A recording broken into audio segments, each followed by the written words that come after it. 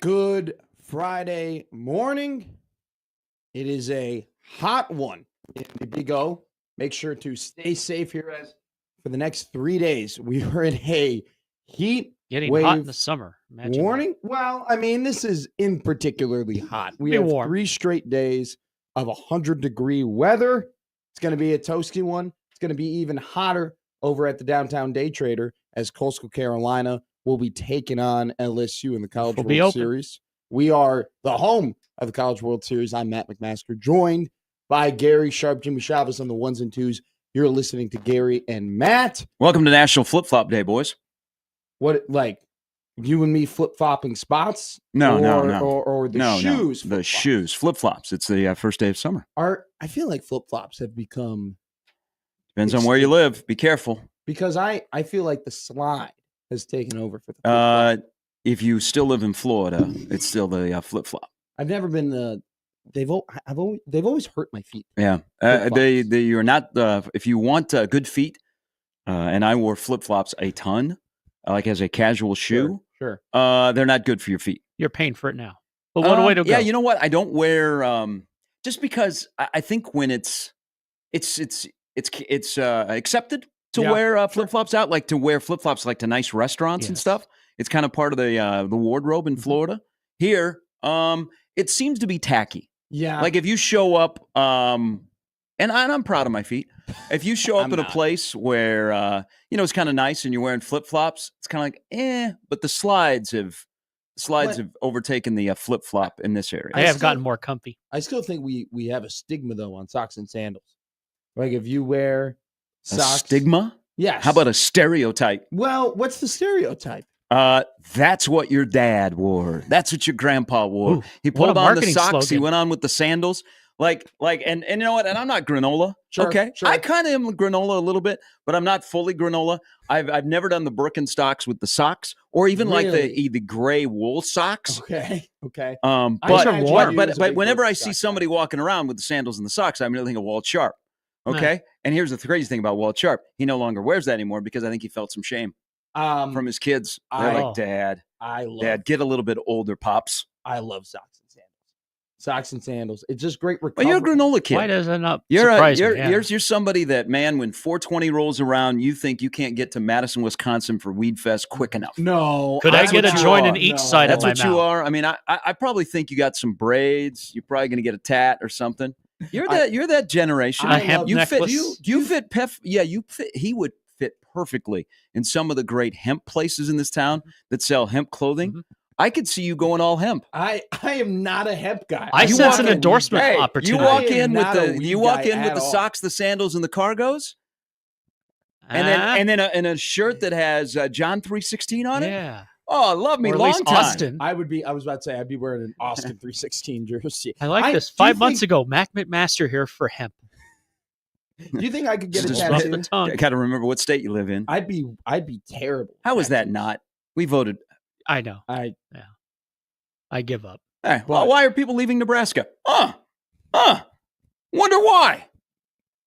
I think I would look terrible with tattoos. I don't think I want to get a tattoo because everybody in my generation are getting them, and it's definitely more. You feel acceptable. Peer pressure. A little bit, yeah. When like everyone and your friends, and somebody pretty cool jumps off tattoos. the side of a bridge, you go, "Oh man, I'm that age, got to do it." Yep. No, everyone's doing it. It is a very like. My buddy jumped off the Bob Carey pedestrian bridge. I look kind of cool. See me what too. I do. All of my friends who have tattoos have that. girlfriends, so it's definitely one of those things as well. Look at my body though. I could not get a tattoo, and it could look. Yeah. I am too skinny. I am too hairy. I don't have that like big shoulder where you can put like a nice big old picture on there. I don't necessarily have the six pack. You got a too long of a last name to put it across your back. That's true. It doesn't look quite the same. I'll say this. My last name looked great on jerseys. There is a perfect length for last names. Like I feel a picture. like I can see that. Well, Here comes McMaster out of the bullpen. He has filthy 100-mile-an-hour stuff. I love Pete Crow Armstrong, but I mean the last names, it just looks ugly on a jersey. I love him. He's great. He's incredible. It's too long. Like once you start have to like curving the last name. We just go with Crow. Jersey. Yeah. We could sell merchandise of Crows. Well, he should. If it wasn't for Ohtani, he could be able to put MVP next year. He should just have PCA. That's how everybody refers to him now, is just PCA. or the guy that was given to us that is more important to sign than Kyle Tucker. Well, that and he's as Mets, popular man. as Sammy Sosa playing in the outfield. I love Pete. I don't know. Yeah, I remember Sammy. We might be PCA jumping the is gun. great. I love PCA. Keep PCA in Chicago forever. But I mean, his name on the back of his jersey looked a lot better when he was wearing 52. How he looked. I thought 52 was a great number for him. Yeah. I didn't care that it was a linebacker number. I didn't care it was Buck a slow Williams, guy number. 52 was perfect. But at the same time, soccer, you could put nicknames on the back of the jersey. He could be Pete. Like Pele? Like Pepe, or Mia. like Kaká, or that was not his real name. Well, he just goes by Pepe, right? It's nothing else. Or it's like, you have like Zlatan. That's not the birth so Zlatan Ibrahimovic for the longest time had just Zlatan, his first name, on the back of his jersey.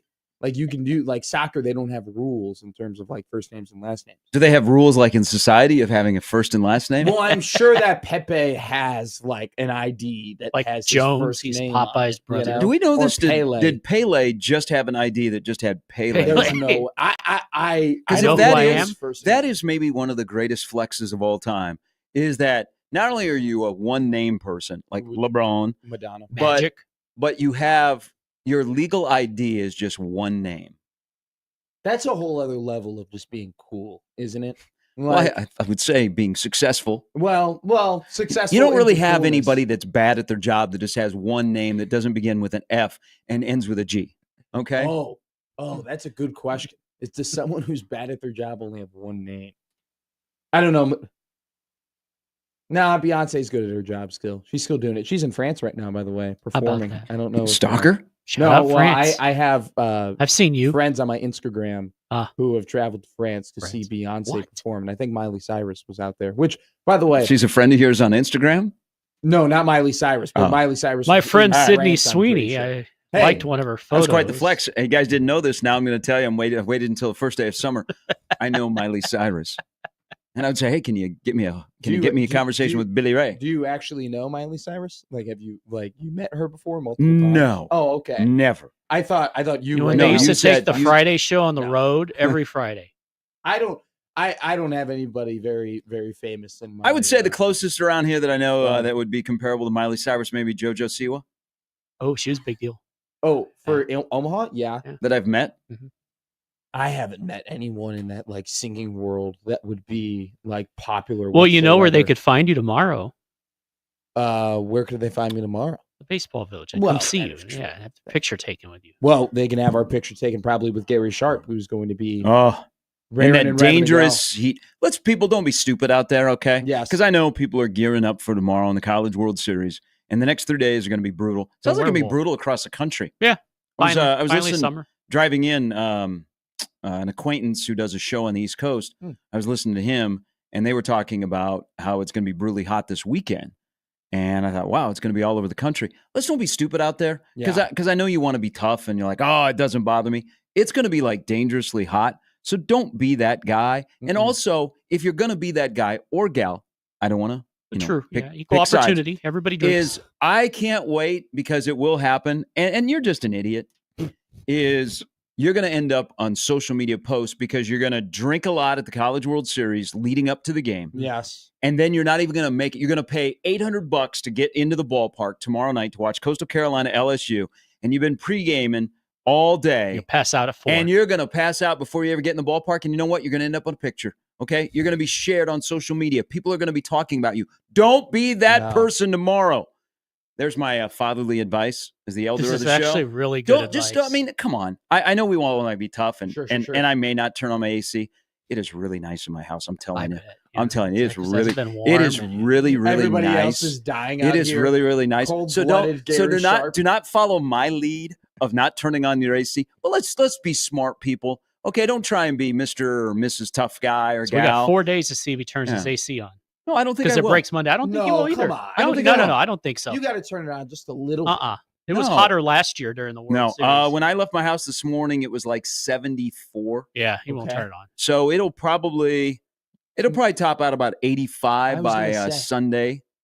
I'll be fine. I still can't believe you do that. I still snuggle into bed, pull that comforter over. That's the part that gets me, comforter. I still can't forget in February when I found out for the first time that this was a thing because you posted a picture of your thermostat. You got to prepare. People that aren't prepared are not ready, and I'm prepared for the heat. I am prepared to do nothing but drink water tomorrow. Okay. Yes, smart. I am telling you something right now. I love a good old fashioned cold one. I love a Miller Lite. I love a summer shandy at a baseball game. I've enjoyed hanging out at the Omaha Baseball Village. You're smart enough. You know the plan. Pedialyte. You gotta hydrate. You just can't overindulge. Yes. Mix in some water with the beer. Don't be that person that is going to be passed out. Okay, that is laying in lot D. That people are going to stack cups on you, or they're going to ride on your body, and all of a sudden you're going to be on my TikTok. Don't be that person. Because from past experience, I know somebody who was that person. I have never been that person because if I'm being honest with you, I'm such You're a young, wuss. time. After I've tried drinking in the bleachers at 1:00 on a 90-degree day in Wrigley Field, and you have that first beer, and you start to get a bit of a headache, or at least I start to get a bit of a headache. Quick, drink another beer. We call it. I start drinking $7 Aquafinas. I start chugging them. And then I'm not even at that point, I'm like, I don't want to spend $20 on a beer to just get another headache again and spend another $20 on trying to get rehydrated. I just don't drink on the hot days. Yeah. Tomorrow might not be the day to do the 999 challenge. I would probably be, I would wait for that. Maybe save it for next year's College World Series. Bailey's and coffee. Honestly, it'd probably be healthy for you if you did 9 hot dogs and 9 waters in 9 innings. Yeah, but that isn't the, it's beers. You can't have waters. Have you done the water with a hot dog at a ballpark? Here, let's play water pong. Give me some orange juice. Well, kids do play water pong nowadays. Oh, I know. If you do know that, we've eliminated. My generation has eliminated putting the beers in the cups and drinking the beer out of the cups. Is it a so? What do we do now? So we put water in the cups. Yeah, and then you open up a beer. Take magic pills. And you mix beer and water. No.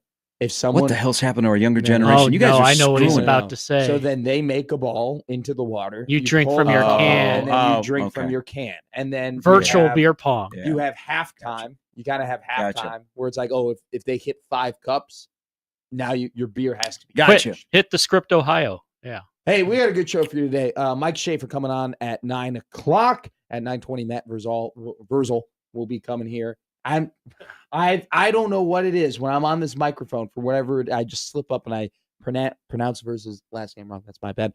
The lineup is brought to you by the Roofers at John Higgins Weather Guard. Also, don't forget to call in on the Prairie Flower Casino hotline 402-951-1620 and reach us at the Equitable Bank inbox. Matt at 1620 Zone, Gary at 1620 Zone, and the J Tech Construction Twitter feed at Gary Sharp at Matt McMedia. I've been waiting all day to say this.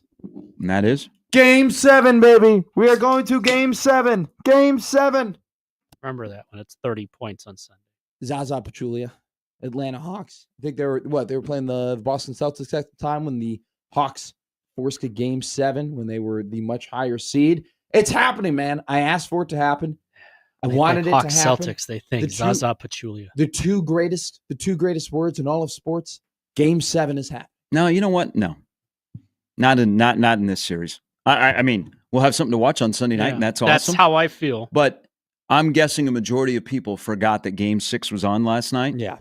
The problem is, and there's definitely some things that are at stake in Oklahoma City on Sunday night, and we will have something to fill our void of Sunday night, which is awesome. Mm-hmm. I don't know if the schizophrenic series deserves a Game 7 because it's been weird. What has been the most memorable part of usually when you go to Game 7, it's like, oh, this series has been fantastic. Third game. Now there's going to be a clunker here or there, but it's usually like you have moments of you're like, wow, I am so looking forward to a Game 7 because this has been a great series. It hasn't. The Denver game, that's what this will be like. There's been very little drama outside of the first game. And somehow we have tripped ourselves because Oklahoma City was overconfident, had no juice, and was just dog last night. That's the reason why we have a Game 7. And they allowed Indiana, who I think I've learned, I think I've gained more on the Pacers side than I have the Thunder side watching this series because of the way they played last night and they kind of they're a little resilient. But it doesn't, like you say Game 7, and I don't go, oh man, I can't wait. Sunday can't get here soon enough. Yeah. Mm-hmm. It's like, okay, we're going to play the game, and Oklahoma City is an 8.5 point favorite. That shows you this series. You can't be an 8.5 point favorite in a game 7. I don't care if you're at home or not. There's been 12 good minutes of this entire series, which is weird. Because if you go to 7 of the finals for the first time since 16, when the last time a road team won, which is difficult to do. I mean, you would think, man, I wish it would go 8. Yeah. People are like, I didn't know it was going 6.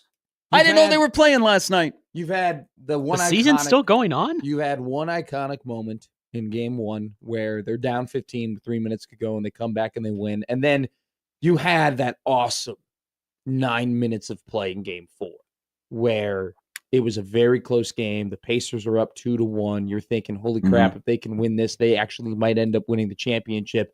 They go back and forth, back and forth. It was like, that was pure basketball. That was like every possession mattered for a good, like, in real time, half an hour. Outside of that, the series is you've had the blowout in game 3. You haven't had close games. You haven't had close games. You haven't had competitive games.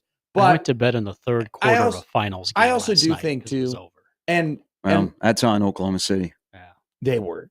Chet Holmgren was absolutely atrocious. He could go by one name. I don't know if you're going to see that 2 big lineup as much as you saw yesterday, just because it's very obvious that it just did not work yesterday, along with the fact that they turned the ball over 21 times. Well, they are a very talented, immature team that I don't think I'm going, man, they look terrible. Jalen Williams went from scoring 40 to being minus 40. He's going to be dog Sunday night. I expect Oklahoma City to revert back to what Oklahoma City has been, and they better, because it's all about Oklahoma City on Sunday. Sure. I mean, there's a lot at stake, but it's also kind of cool from this standpoint is you have 2 franchises who Sunday night will play the biggest game in the history of their franchise and have a chance to win the first title.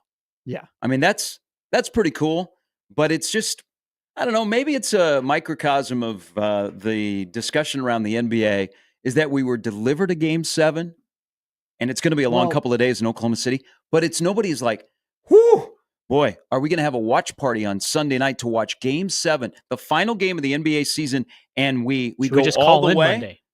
I mean, I'm glad we got basketball because we have something to do on Sunday night. Mm-hmm. But it's almost like the series doesn't deserve a game 7. It's from, and also too, the presentation perspective of this entire thing to me has something to do with it, because we walked into it being like, well, is this really a finals we want to watch? Do we really want to see OKC? No, I think you and I were like the basketball.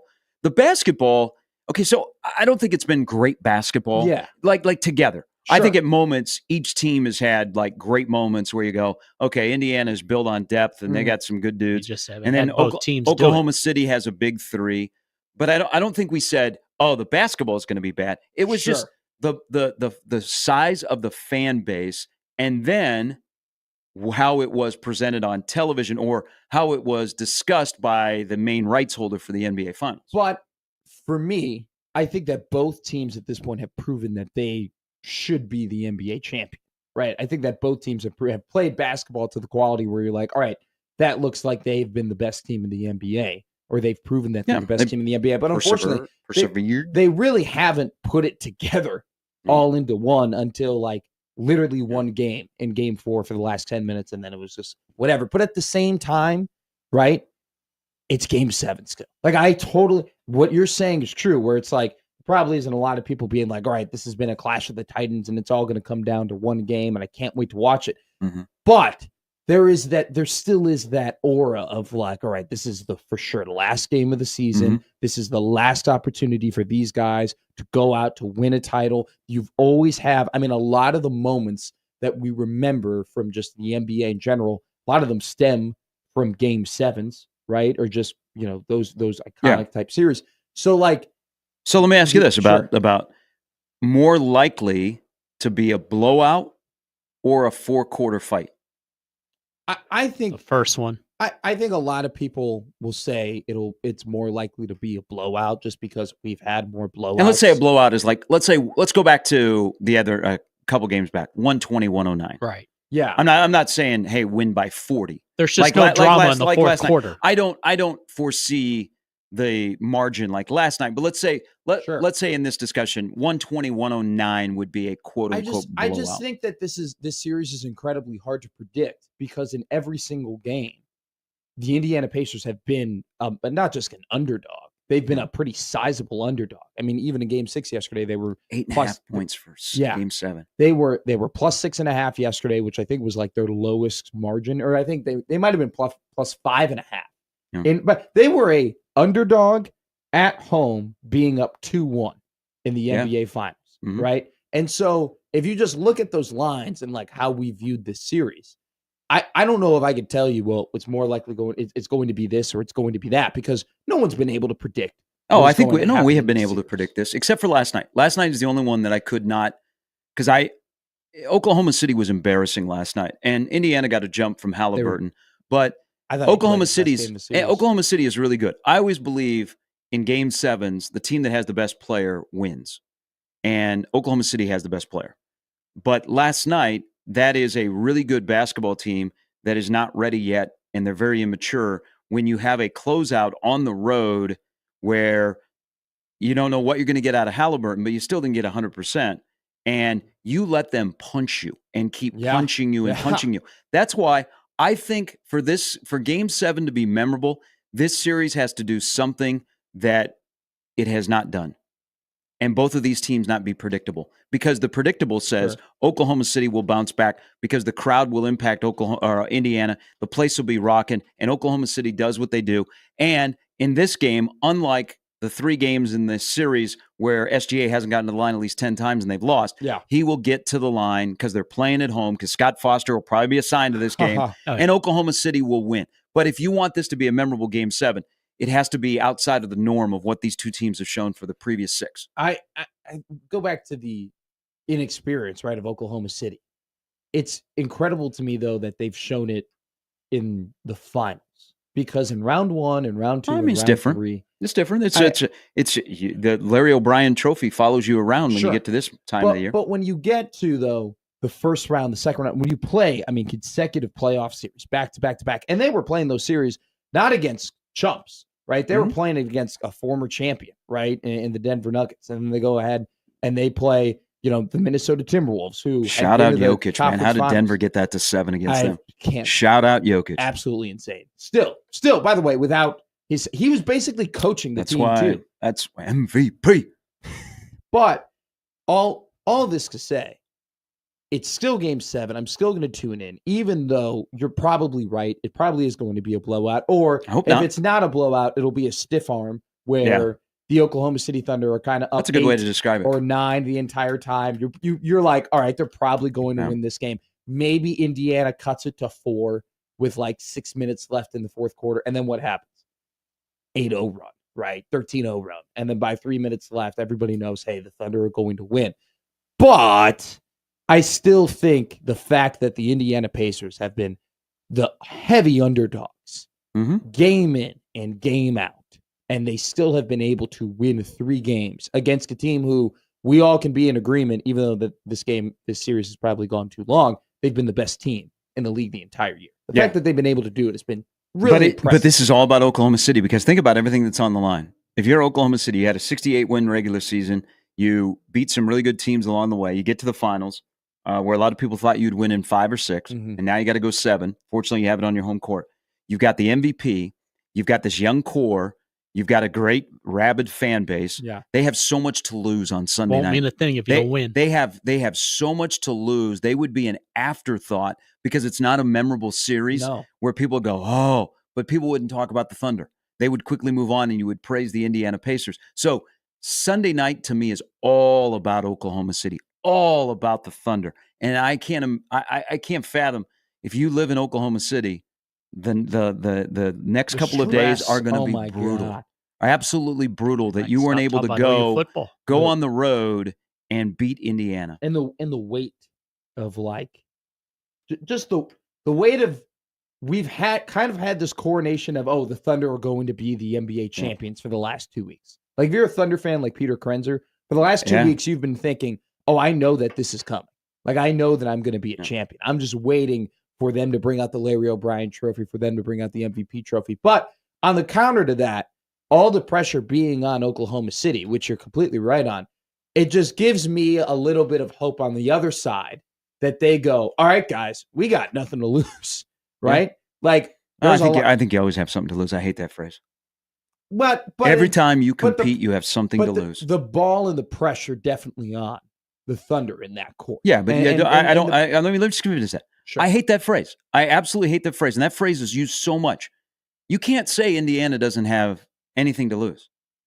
What if a guy is at the end of his career and he's never able to get to an NBA championship? Yeah, they have a chance to have glory. I mean, so I've hated that phrase for a long, long time. But I know what you're getting at in terms of playing free house money. Yes. Yeah. And playing free. Where it's better to play on the road than it is at home, where you don't have 18,000 people that live and die with every dribble. And it's more so playing free and just playing a little bit looser, because I think yesterday Tyrese Halliburton he's had 2 stinkers in this series, but he played some of his best basketball yesterday, just because I feel like with his calf and with his restraints, he knew that he didn't have to be the number one option the entire time, and that he could be more of a facilitator, and he could push the ball in transition, and he could just be, hey, I'm going to be the Tyrese Halliburton that makes a couple threes. That, like, I'm just going to be the spot up shooter, right? And I know I don't need to facilitate the offense over and over and over and over again, that I can kind of just be on the wing and be the swing guy and be the pass, or be the guy that takes the rebound and pushes the court. And he looked great doing it yesterday. And funny enough, Tyrese Halliburton taking a step back has allowed TJ McConnell, of all people, to take a step forward. And he's the MVP if Indiana wins the series. I was about to say that, because I was thinking yesterday watching the game, I was like, if Oklahoma City wins, you could have made Jalen Williams, right? If he had another 40-point game, you could have maybe made the argument it's his. But I think they've just... Well, if Indiana wins. I mean, that's the only way McConnell wins. Sure. But I was thinking about Indiana. I'm like, Halliburton has not had a good series. Miles Turner has played fine, right? He's played really well, but it hasn't been like, holy crap, Indiana is in this because of Miles Turner. Obi Toppin has actually played really well on top of that. But TJ McConnell, we're not just getting to the point where TJ McConnell is this, like, Jose Alvarado, where he's running around just stealing the ball. Like, they give him the ball at the top of the key. He's guarded by SGA, and they clear out for him. They say, all right, TJ, go ahead and get us a bucket. And he's got this turnaround J right on the nail that he keeps using, that he keeps hitting. It's been insane. Don't you think last night was good for both teams? That the blowout was good for Oklahoma City because it lit a fire under their ass, so they're going to go out and play better ball. And then, I mean, they had time to sit there and think about it. Yeah. And then for Indiana, I mean, they win the game. Indiana had time to pull Halliburton. It actually turned out good for both of them. Yeah. I think the story about Halliburton, and it was, I mean, the whole discourse about should he play or shouldn't he play yesterday was garbage. But that's what the discussion is about the NBA from talking heads that have way too many minutes on TV to talk about the sport, is they should be talking about this aspect of Halliburton, which I have not heard brought up, but I'm going to bring it up now. Why does his voice change during interviews? Does it change? Is it just like if you keep Halliburton talking for longer than about 4 minutes, when you get between minute 4 and 5, all of a sudden he's inserted with helium. I don't go and listen to a little bit of an extended, not a soundbite, but a little bit of an extended interview with Halliburton. Sure. Like he went to SVP last night on the set on the court, and as the interview got longer, his voice changed. Have you ever seen the all of a sudden we went through puberty? Nobody else has caught that? I haven't caught that. It's just because you've heard more extended interviews with Halliburton, and I watch McAfee, and he'll come on there a lot, and it's really never dawned on me. But in this series, I'm like, his voice changes. Maybe he gets more comfortable. Maybe like when he's, but it gets like they go it all of a sudden it would go the other way. Yeah. No, like it starts like the helium voice, and then it goes to normal. This is the opposite. Somebody listen. Somebody go back and listen and tell me if I'm crazy. Is Tyrese Halliburton the Benjamin Button of voices? Well, because when I meet people, and you'll see it and you'll laugh on tomorrow at the Omaha Baseball Village, right? When I meet somebody, they go, "Hi, nice to meet you." Like, I'm Matt McMaster. The voice is higher, and then like as you go on, you settle in. I've never met anyone in my entire life where the voice goes up, but it is really funny to me. Part of, and I have to mention it. I like Tyrese Halliburton a lot, but do you know who the leader of that team is? Rick Carlisle. James Johnson. Okay. Because he has become the Udonis Haslem. And it's great. Udonis left, and everyone was like, who's going to do this? We still need a Udonis Haslem. UD, man. And James Johnson, there were some great moments, has filled that role. Okay. And have you seen that he waits for Tyrese Halliburton after every single presser? Yeah. Okay. And they ask him, why do you do that? And he goes, you ever seen a wolf pack? The leader leads from the back. Right. And like, so I don't think he's self-proclaimed, though, himself as the leader of the team. I think the guys actually love him. But that was bad yesterday when he got into the game. And then he left early. He got hurt. It was tough. It was a tough watch. Last night also showed you the back end of an NBA roster. Oh. And in Indiana is now like ushered in the era of depth. Yes. But the depth is like 8 guys. The back end of NBA rosters. Are they just a bunch of personality hires? Because that is funny. It could be a little bit rough basketball. Guys whose nickname is Pops. So I bet an over-under random for Euro OKC versus the Denver Nuggets. This was about had to be like a month ago, right? And we were cool. We were chilling. Like it was gonna hit. And then all of a sudden they put in the backups for the last 5 minutes of the game.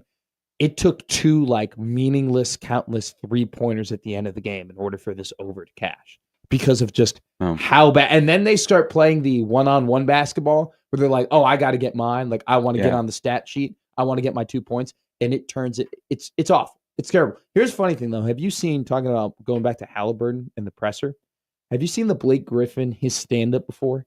Mm. Okay, so Blake Griffin is actually a pretty decent stand-up comedian. He's got a YouTube video of him doing stand-up. It's very funny. While he's jumping over IKEA. This was I think he talked about that in one of his routines, and he just kind of tells like NBA stories. But he was like, post-game pressers are the stupidest thing ever. You're gonna have me go out and do 2.5 hours of like intense aerobics where I am like losing weight and out of breath, and then you're going to talk to me over and over again about. And so he made somebody get up on stage, do a bunch of jumping jacks, do a bunch of like push-ups and everything like that, and like made them get out of breath, and then put a microphone in his front of his face. It was very funny. What is not going to be very funny is if the Oklahoma City Thunder end up blowing out the Indiana Pacers in Game 7, because I would actually like to have an iconic moment. Well, this is what you wanted. You wanted a Game 7, so I did. It better deliver. I'm hoping. Someone else had an iconic moment yesterday, and it definitely potentially might have jumped the shark. We're going to talk about that on today's show. Also, too, Arkansas. We still have to touch on it. Yes, we're still talking about Arkansas. I still want to bring it up because why? They've gone home. I was watching a show yesterday. We don't need to keep punching them. I was watching a show yesterday, and whilst I was watching the show, it redawned upon me how ridiculous the collapse was. And it was actually a pretty funny moment on TV that I want to bring up. And on top of that, Coastal Carolina playing LSU, and hopefully what will actually be a banger of the series, not a lot of the blowouts like we've got in the Indiana-Oklahoma City series. So, hey, don't go anywhere. Listen to Gary and Matt here on 1620.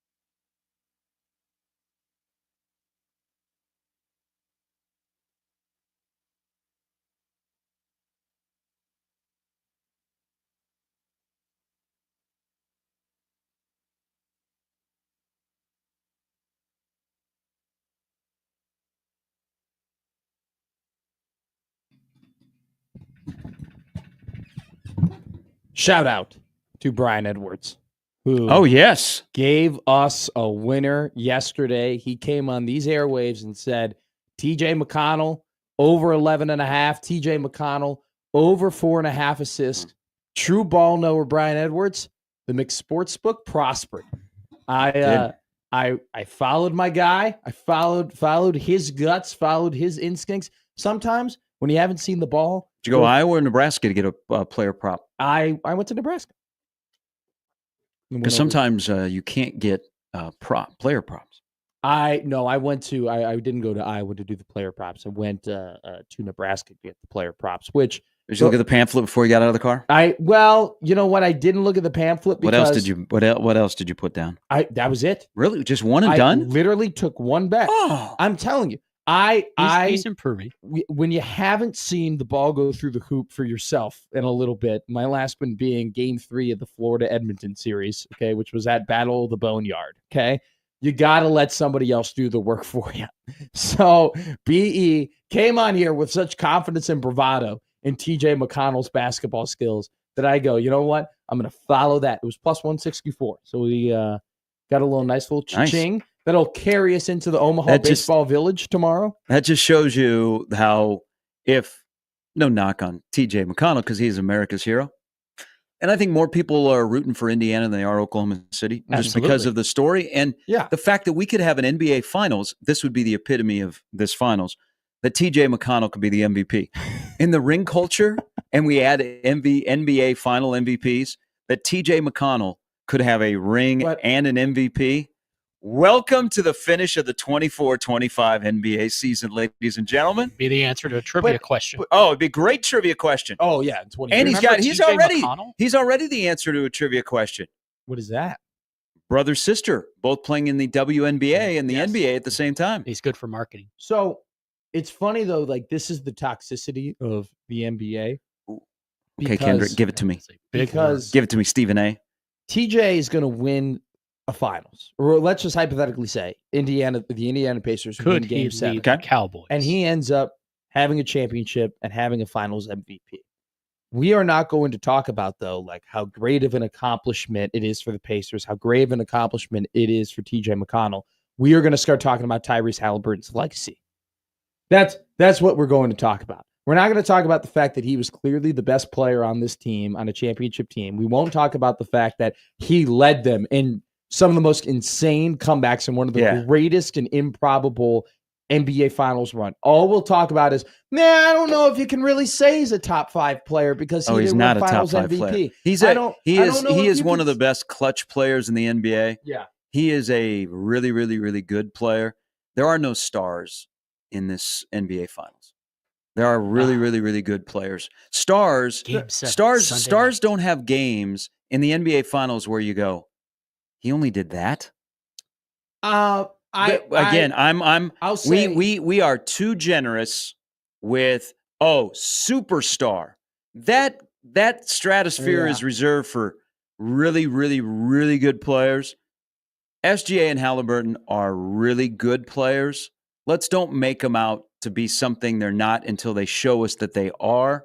Because if you're in the NBA Finals, you can't have games where you go, he only did that. So you need to have more games when you go, whoa. He did that. Yes. So I say you can't have it twice. I'm always, you can have a dud, okay? Everybody's entitled to a dud. It just happens, especially over a 6-7 game series.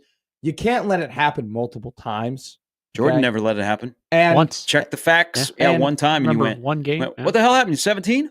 Well, LeBron did it, He only had 24. Is he sick? In 2011, he did it. And I don't think we were revoking his But that's where, like, when somebody has, that's how I judge a superstar. When somebody has a clunker. Yeah. And you're how like, do they come back? You're like, what happened? Yeah. Like, I could look at Halliburton in this series, or SGA has played really, really well. Now, he's the MVP if Oklahoma City wins. But if you say he did what? That you can't have those, and you can't have multiple, and that's so. I don't. But it's that's an NBA culture thing. SGA though is I agree with you with Halliburton. If we can have a legitimate debate about Is he top 10? Is he top 5? Is he a star? No. What are we having a debate about Halliburton being top 10? We don't. Whoa. Well, I said that we can. I'm not going to have it. Okay. We aren't going to have it. All right. I don't want to have that debate. I think it's useless. If I'm Thank being you. honest. Thank you. Okay. Get some love. Seriously, because I don't like First Take right now. I don't like First Take when they talk about. Well, that's a good sports talk. We could have that's a good sports topic. No, Halliburton, top 10 player. Go, Matt. No, well, we're not going to find the answer. That's the Could problem. he play in the older eras? But that is the How do we problem with fare some against of the these Bulls? combos. Would you rather have a guy that is good for the last 4 minutes of the game or really good for 44 minutes? No, and like there's that's no, what that debate would be, right? Yeah, exactly. And there's no point in having them because nobody wins, right? Like you're not going to walk out being like, "Oh, Matt, you're right," and I'm not going to walk out being like, "Oh, Gary, you're right," because we just have our opinions and that's it. But I don't think Sirius kind of has LeBron. Remember he did his podcast? Yeah. Have you watched that? I watch all athletes' podcasts because that's where we're going. Every athlete has a podcast. I used to have a podcast. I remember. It actually used to be called that. You still do have podcasts. Do I? Don't you go on a show on the weekend? Average Joe's. Yes. Okay. I don't consider that a podcast. I consider that just good content. Hanging out with friends. Good it is quality. And it's live. You have a really good crew. I actually am going to be making my I-80 Club debut on Saturday. Really? Yes. I've been invited on to the morning coffee Saturday thing right before I go to OBV. So we'll be in a little competition. Well, that's different. You're out to the public. This is for like, they have paying subscribers. Yeah, they have their behind the paywall. Now, when you become a guest, kind of low key flex on you. No, it's hey, what they're doing is fantastic. But now, will you get a subscription coming on there? Like, do they pay you? I was gifted a subscription. There you go, my man. You have been jonesing for that. It took me 7 months. Like the Jelly of the Month Club. I've actually known Jack Mitchell the entire time that he started this I-80 Club, and I haven't been able to finagle my way to getting a free subscription. But now hosting OBV shows with Josh Peterson, I guess, is the straw that. Oh, that's right. Jack's on vacation. Yeah, the Campbell's back. All right, we'll be on there. Send me the link. I will watch. Well, you're on the Average Joe Sports Show. We're gonna be on the same time. It's on. I'm at 9:30 Central. Oh, we go a little bit earlier. Okay, and I have a little nugget to drop on that show. By the way, I have nuggets, but I do have I don't know what the coffee show is. I think it's just the subscribers asking a bunch of questions and then just hanging out. So I really don't know what to expect on it. Regardless, what I was going to say is I don't think there can be a debate about SGA being a star. I think SGA is just a star at this point. Yeah. I think like he's a star. Don't put super in front of it, but yes, I would agree with you. No. But we're still early. I think so. He's not retiring after Jesus, this. I couldn't do NBA sports talk every friggin' day. No. I almost said something. Well, it's just because it's all hypothetical. That'd be a great Friday one. Just make sure you get in your one swear word a day. We need to turn into I haven't dropped the F-bomb on this show in a long time. Yeah, not since I've been here. No, I've never dropped the F-bomb. I said something else during Colorado week. You weren't wrong, though, if they had lost that game. One of the days that you were gone is the day that I swore on air. What word did you choose? Yes. A-hole. Yeah. And you didn't say it like that? No, I used the whole. I used the whole. What do you think you are, Matt Verzal? Yeah. He wasn't even mad when he said it either. It wasn't like a heated debate. Do you know what we were talking about? It was like the most innocent. We're talking about Zach Hampel. Well, see, you had a right to say that then. And I was like, that guy's just a blank. And Connor Happer was so stunned. He goes, you can't say that. And unfortunately, Jimmy wasn't behind. Josh Hodson wasn't here. Jimmy wasn't behind the board either, and it was one of our part-timers. They didn't press the dump button either. So it just went out. It's their fault. I mean, no, it's kind of totally my fault. I mean, are we still? I mean, you watch like McAfee's show and other shows where they just let them swear. Now, I'm not a swear guy, but are we still offended? No, I know there are rules, and the FCC is never going to change, and they shouldn't. I mean, people should. You shouldn't be waking up at 6 a.m. and I'm just going F that, F this, F you. I agree. I mean, that's a little bit rough to start your morning. I didn't want to go to work anyway. You're probably already getting that from your spouse or your kids. Sure. It's the last thing you need to do is hear your talk show host on the morning radio just dropping it. But are we? I mean, do we still get offended like when we hear an open mic at a sporting event and somebody goes, "God"? No. Okay. No. But my favorite podcast-ism, you have the coach-isms. My favorite podcast-ism is when they have a guest and they're like, oh, Can we? Hey, we swear on this? Can we swear on this? Absolutely. We had a player on one of ours ask that on air. And we're like, certainly. And then it was like, it's always like 15 minutes. But they were better. They gave us better content because they were not trying to self-edit while they were speaking. That's how you should start every interview with and say, have you on as a guest. Do you think every listener, like when they hear like, oh, can we swear in the show? They're like, and they go, yeah. They're like, oh man, the content's going to ramp up. I'm going to pop my feet on this desk. This is going to be great now. Well, we lost a guest here during the College World Series this week because he goes, I don't know that I can control what I say. Really? And he goes, you guys on a delay? And I said, yes. And he said, okay. But his content that he has out there, he'd be a little bit rough for just terrestrial radio. I shout out Vers because he warns us before he does it. Hey, no, he doesn't. He did it. He did it one time when you were here, and he goes, "Hey, Jim, get ready over there." And then he dropped it, and then we dumped it. Hey, we jumped the shark. We got to talk about it. Something really funny happened yesterday, and it sparked some Husker Twitter debate. Coming up next here on Gary and Matt.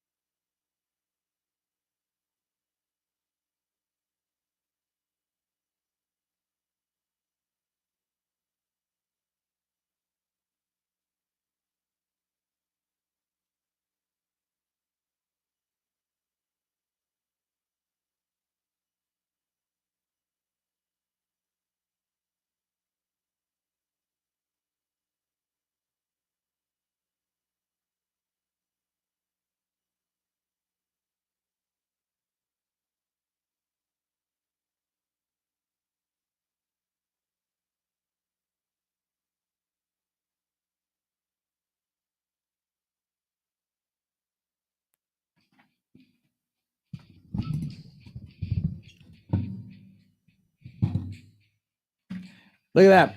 Bonjour Beyonce. Up there on USA Today. Beyonce looks, man, I wish I could age like that. I mean, just in general. Just like. You heard what I did. What? What? Just keep it moving. She looks great. They all. She does look great. Wrong show. Yeah. Wrong show. That's a newspaper. Do you still when I go to Target, I love hey, look on Entertainment Weekly. No, seriously. When I go to Target, it's not the USA Today.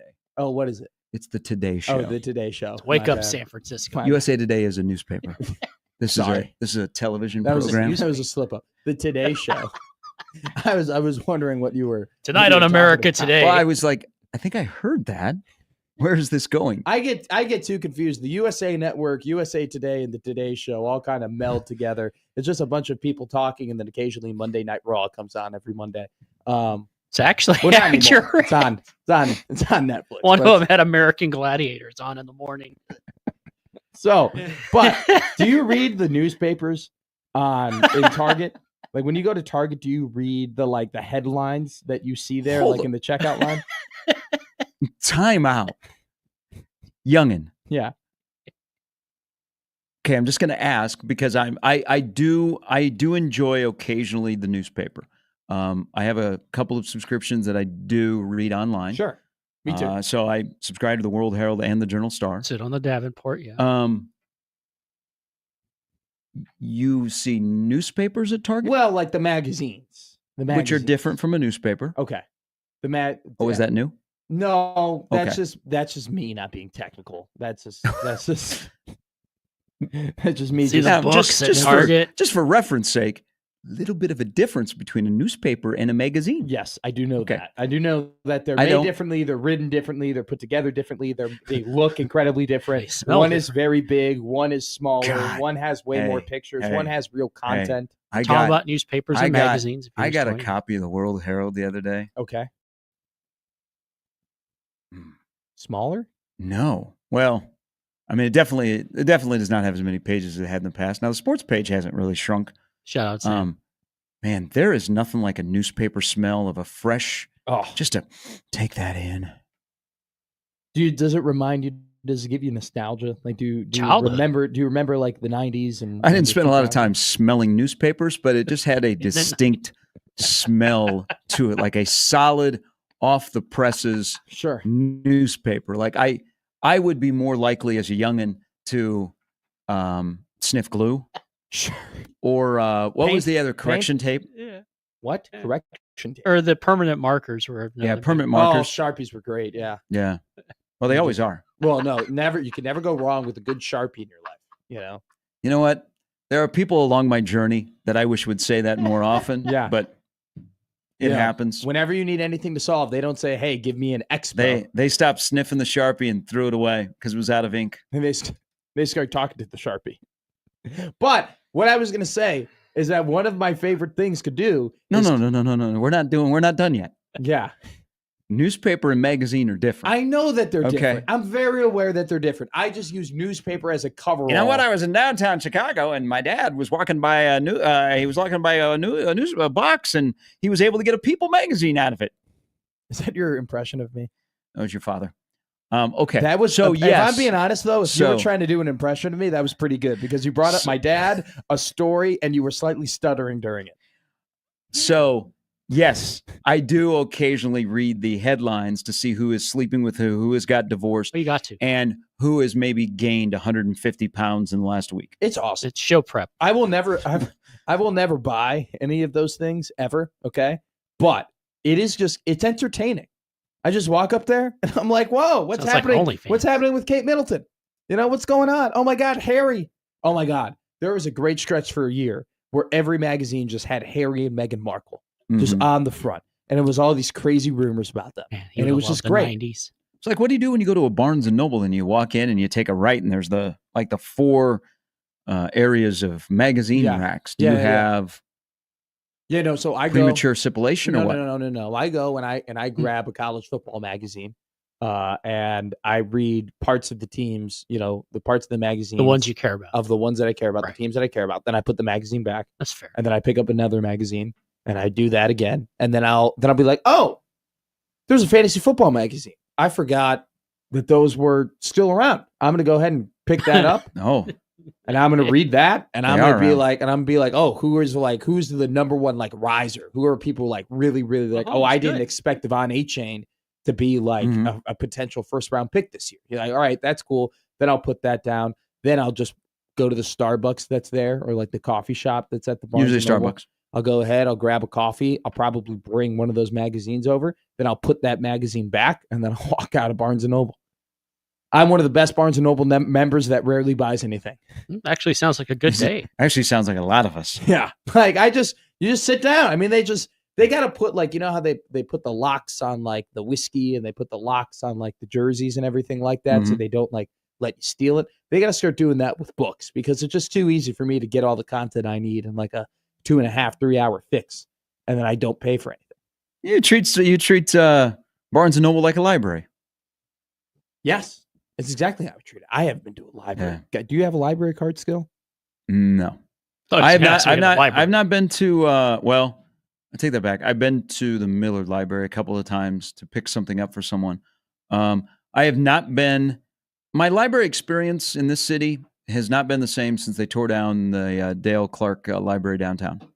Was it just It was a place for drugs, homelessness. Okay. I mean, the first time I ever went in there, because I went in there, ironically, to read newspapers because it was college football season and NFL season, and they used to get subscriptions to newspapers from all over the country that would have their college football or NFL tabs in, and so I'd go and read them. But the first time I went to the library, which is now replaced where they're building the Mutual of Omaha building, I was walking up the stairs, guy asked me if I had any Coke. Wait, right away? Oh, dude, it was a gong show. They had so much security that worked there, and I felt for the people that worked at that library. That sounds awful. Because, I mean, first of all, most people coming in there hadn't showered, okay? You should have been handing out deodorant. Sure. Okay? There was a distinct smell. It was just a place where, it was cold outside, people come inside, but people would linger on the stairs, and they would either be looking to pick up cigarette butts or asking if you had drugs, which I did not, for the record. Yeah. I went to the library at UNL very sparingly, but it was actually a great place to like meet single women. It was not a joke. I'm not kidding you right now. No, you're not wrong. The library, and this is how you know that it was the Love Library was built some ages ago. It really is built to like meet people, interact with people, and like mingle with people. Just how like the chairs. I wish you would have told me that when I got assigned something that I had to go like to the bowels of Love Library, into the dungeon, and look through old books, and there was nobody there. There was. So now they've set up these incredible like study areas upstairs where there are these like really, really comfy booths. And I knew guys who would go to the Love Library and they would walk around and they would just look for a booth that just had one girl sitting in it. And they would go ahead and they would put their books down. They would like slide into the booth and they'd be like, "Oh, do you mind if I like study with you?" And it worked all the time. Today you get canceled for that. No, this was like a year ago. This was like 2-3 years ago, where you can just slide. We didn't slide into DMs in college. We slid into the Love Library, and we met the people. One guy met his girlfriend doing that. How about that? It worked. Hey, chivalry isn't dead, and there's still hope in this generation. It's not all just the apps. Get you a library card. I don't know if that would. There's one down the street here on Dodge. Hey, when they open up the new library at 72nd and Dodge, the spaceship or whatever it's going to be. Oh, yeah, there you go. Which you'll take people and you'll go, while you're sitting at the intersection, go, "What do you think that building is?" And they'll be like, maybe a Fortune 500 company. No, that's our main library. That's a Casey's. Yeah, I'll just stick to. Wow, all those people that hang out right there by Crossroads and the sign that either protest or hang out there, they are going to have a warming spot. That library is going to have the best collection of characters in Omaha going. I'm just going to stick to the Bonefish Grill during happy hour. That's what. You go. That's what I'm doing. You didn't find a lot of people that go to the Bonefish Grill for a Silver Slugger happy hour not hanging out at the Dale Clark Library. Yeah. No, and not at the Omaha. I saw a guy. I was there 3 times. It was actually a really good library. Guy peed on the floor. Like really good library in terms of like the books. No, it was a good library. Yeah, like the collection. Yeah, no, it was good. It just your location, and you know, just people looking to educate themselves or you know, fornicate or whatever. Which is still a form of education. Guy just peed on the floor. Just drop trow. Just no. Just. Yeah. I don't know what that is. He did not drop his pants. He just he just started peeing in his pants. No, he just whipped it out and there on the floor. Well, talking about somebody who was probably at the Love Library, our favorite kid superstar, Baby Gronk. Whoa. Has been. I didn't know how to transition. We're working on segues from the Clark Library and a guy peeing that one a D- to Baby Gronk, but we've jumped the shark. We've officially jumped the shark on the whole Matt Rule picture, social media, Instagram experience. Okay, yesterday Matt Rule took a picture with Baby Gronk. He did the classic, good old 2 fingers staring down the camera into the turf. It was I like Matt Rule, okay? Mm-hmm. I think Matt Rule is really good at being in touch and being dialed in, okay? And I think he knows where like what the new generation of people like and like what is funny, and I think he's got a good sense of humor about some certain things and whatnot. Yep. This is the meme content that has been providing over the last couple of weeks is absolutely incredible. Like, there is no in between for this season because you're either going to have so much fun with the Baby Gronk picture and like him stirring the pot and him being a chef, or you're going to have so much fun with like them jumping off of a tractor and all of that stuff, or Nebraska is just going to get absolutely pummeled by the trolls of social media being like, this is your coach, this is your franchise. You're doing this. You guys are losing all these games and you're taking these pictures. He sets himself, like, he's kind of setting himself up for that in a little bit of a way. And I don't know if he's doing it on purpose, but yesterday was like I saw it and I was just like, what are we doing here? Everybody knows that the whole experience is staged, right? Oh yeah. He knows. I know he knows what he's doing. He's smart. I don't Rule and take a picture with whoever he wants, and it's fine. But the kid rolled into the Nebraska football camp because it was staged because they wanted content, and so you have all these little kids there that want their picture with him. Our boy Austin Jacobson did an interview with him. Why? Did you not see it? No, it was on Twitter. Nebraska's quarterback last winter went out of his way to go to a hotel because they both find a way in front of the camera to do a thing with him, but then it was deleted. So, Austin, I'm pretty sure the video got taken off of Twitter of Austin interviewing Baby Gronk, but he asked Baby Gronk, "Hey, what do you think of Dylan Raiola?"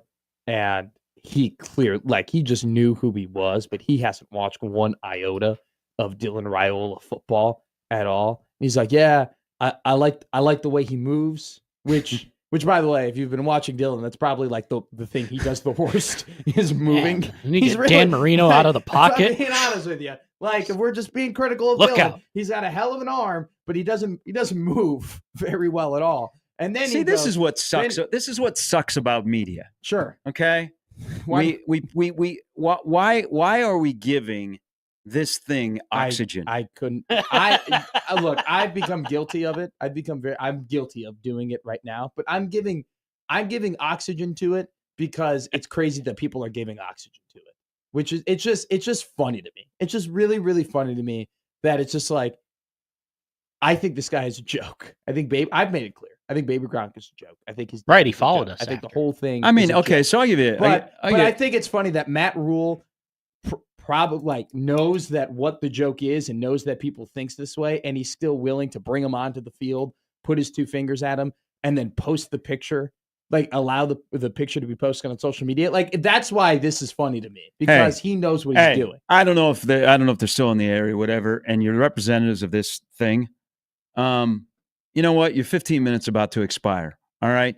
What you tried to do the other night when Livy Dunn was at the College World Series, that your people were asking local television sports anchors, hey, can you get me in with Livy Dunn? Can you get me into that suite? Yes, his people were asking, and I won't give up their name, Sure. but they aggressively approached a local TV sports anchor to say, hey, what can you do to get us in with Livy Dunn, to get us into the suite? Because I know what they would be doing. If you get somehow a selfie with her, then it's going to draw a lot of content, and you make money off of the clicks that are on your Instagram and everything else. You know what?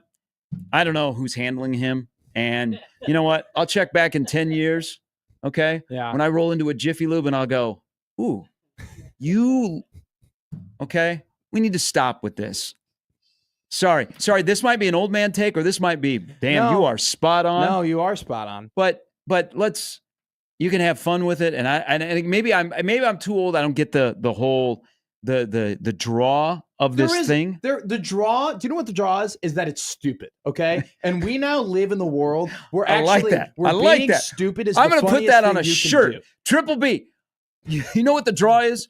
It's stupid. That's what it is. It's just dumb. If you look nowadays in comedy, stupid sells. What? Yes. It's more than anything on social media or Instagram. You just say the most ridiculous stuff. Idiocracy. Right? And you go ahead and you make those jokes, and people think the more stupid the statement is, the funnier it is. And then in comedy now, you just have to sprinkle in a little bit of racism, and it's you're a really, really good comic. That's what it is. That's what we've seen. What happens when How about those NBA finals? I'm just saying, stupidity and racism.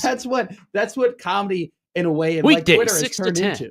And being just very mean.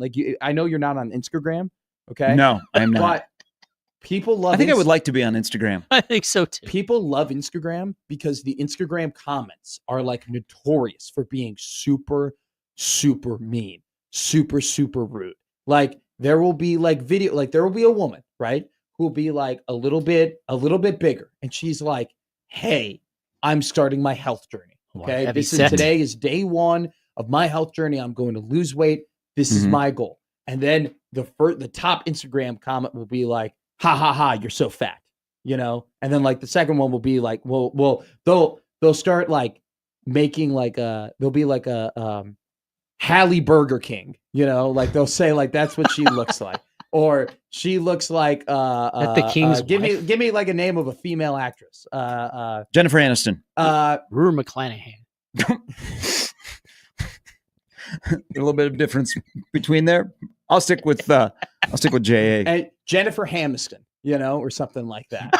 That's what they'll comment. That'll be the number one comment. They will just make fun of this woman, even though it's nice content. She's trying to inspire people. She's trying to lose weight. She's trying to be healthy. And yet people be like, "You're a fatso."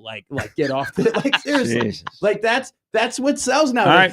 Jimmy's laughing. I'm staying with TikTok then. Jimmy's laughing. I'm his staying ass with off. TikTok. People think it's so funny. Not why I'm laughing.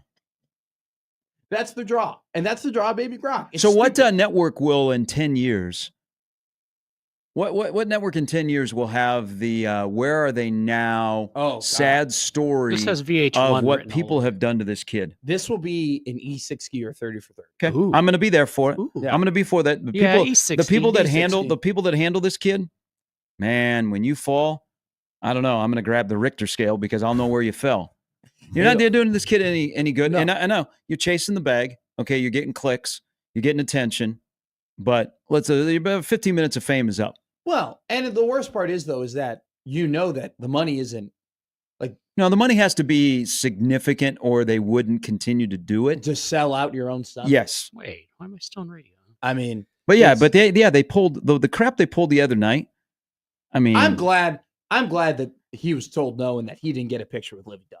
Because if he can, as you continue to allow him to take pictures with more and more famous people and have more and more of his content, to their minds, it justifies You're what they're encouraging doing. This behavior. Yes, exactly. In public.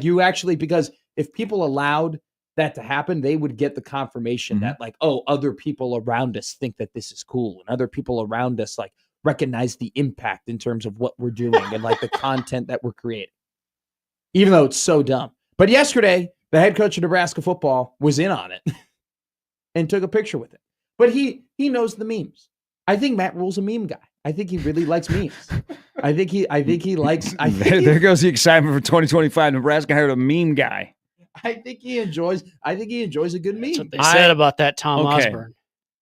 Because he's made a couple of them. I think there are times where the head football coach at Nebraska tries too hard. Yesterday was case in point there. Because the kid is, it's a joke, and it's. I'm not going to sit up here and be like. Is it only on Instagram, or do you put on his Twitter? It's on Twitter.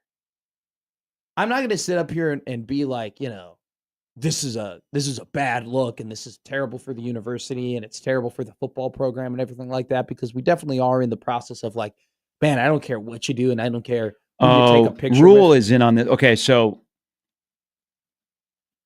I still stick with, there's sometimes I think Rhule tries too hard, but this, just looking at. No, he's in on it. He is in on this.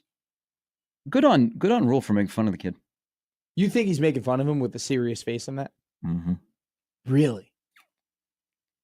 He's still, but like, it still adds like, because there's going to be Baby Gronk officially picks up an offer from Matt Rhule in Nebraska. It looks like the kid, the coach takes a picture with everybody at the camp, and it was his turn. And he slides in there. My nephew literally got one too, unless that's what the picture was. Can you imagine if they made Baby Gronk like pay for it? It's a business. It'd be really funny. But I mean, like I said, I'm not going to do the old man take where I'm like, oh, this is bad for the football program or whatever, blah blah blah.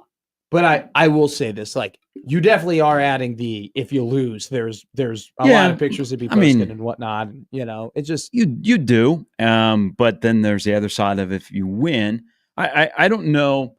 And I've kind of gotten this vibe. My vibe is off of people I'm interacting with in the parking lot of the College World Series. Sure. Because those are the real fans. Okay. I don't know if America is ready for Nebraska football to return. Because if they do, I would love to say when, but if they do, America is not ready for the Nebraska fan. Because they're just going to be pounding their chest. Because there's a lot of them, like everybody you run into anticipating this year is like, ooh, excited. Not like, okay, it's middle of the summer, it's that time to start getting excited, but like real excited. This finally feels a little bit different. And it's the greatest fan base when it comes to winning polls online and being aggressive on social media and supporting a program that has not returned your emotional investment. That I don't believe America is ready for Nebraska football to be relevant again and to be good. Because around here, the turn around the country on Nebraska fans in the 402 and GBR Nation, it will be enormous, and I will be here and have a front row seat. There's going to be some major beef, between national media and Nebraska fans, because if Nebraska gets really good, Nebraska fans remember how much fun it was when they were good, and they are going to embrace it, and they are going to have fun again. I think national media, there's always a line of, hey, football is better if blank is. Sure. If I'm a national media member, because we consume a lot of content, right? Mm-hmm. We click, we buy, we subscribe, is if Nebraska football, with a very passionate fan base that is always searching for knowledge, and they want something. Sure. If I'm a national person, that is in my wheelhouse, because I will write more about Nebraska, because I know when I write something and it has a headline and it has Nebraska in it, people will at least click on it, and you would hope they would read the article. I nationally, if that's also how I make my money, sure, by how far into a story something is read, and it's Nebraska. I want Nebraska to be back and to be successful, and so I'm writing more of those kind of stories. When they initially get good, though, the national media will be totally on Nebraska's side and say, "Hey, this is great and this is awesome," and say all the cliches, right? Football is better when Nebraska football is good, and all that stuff. Well, I think it's easier to cover. I think kind of to your point, because you've made this before, and I agree with you. It's easier to cover Nebraska football in 2025 than it was in 2018. Oh, yeah. Because of the guy that opens the door when you knock on it. Yes. And he's willing to give you time, and he's willing to give you content. But if you ask the right question. If the first season will be euphoric. The first season will be fun. It'll be enjoyable. Maybe even the second season will be Are we talking 23, 24? But once Nebraska starts like consistently, if they start consistently getting like every year is like a 9-10 discussion, and they are just churning out quality seasons year in and year out, and Nebraska fans are still thumping their chest and having a good time and talking crap with people and embracing the fact that they're good, eventually there is going to be like a turn on Nebraska. Like Nebraska's going to become a regular fan base where they get made fun of again. And then Nebraska fans are going to be like, really? You only liked us when we were bad? Okay, I experienced in 94, 95, people around the country like Nebraska because of T.O. Okay. Yeah. And also 94, everybody's rooting for T.O. because of what happened in 93. 94 is like, oh my God, this is great. T.O.'s finally got his kid. He's got his title. And then 95, people in the world of college football that watched and talked about it were so overwhelmed by one of the greatest teams of all time. And then once they were good in 96, then Nebraska got old in 96. Yeah. And Nebraska got too much in 97. And then you celebrated their downfall. And then they fell out of the limelight. And you're like, oh, they're not really relevant. But people still like to talk about Nebraska. Mm-hmm. So we'll drop a nugget here or there. Yeah. I mean, it's the thing this is all setting up for is there are only two outcomes when it comes to Nebraska football in the Matt Rhule era.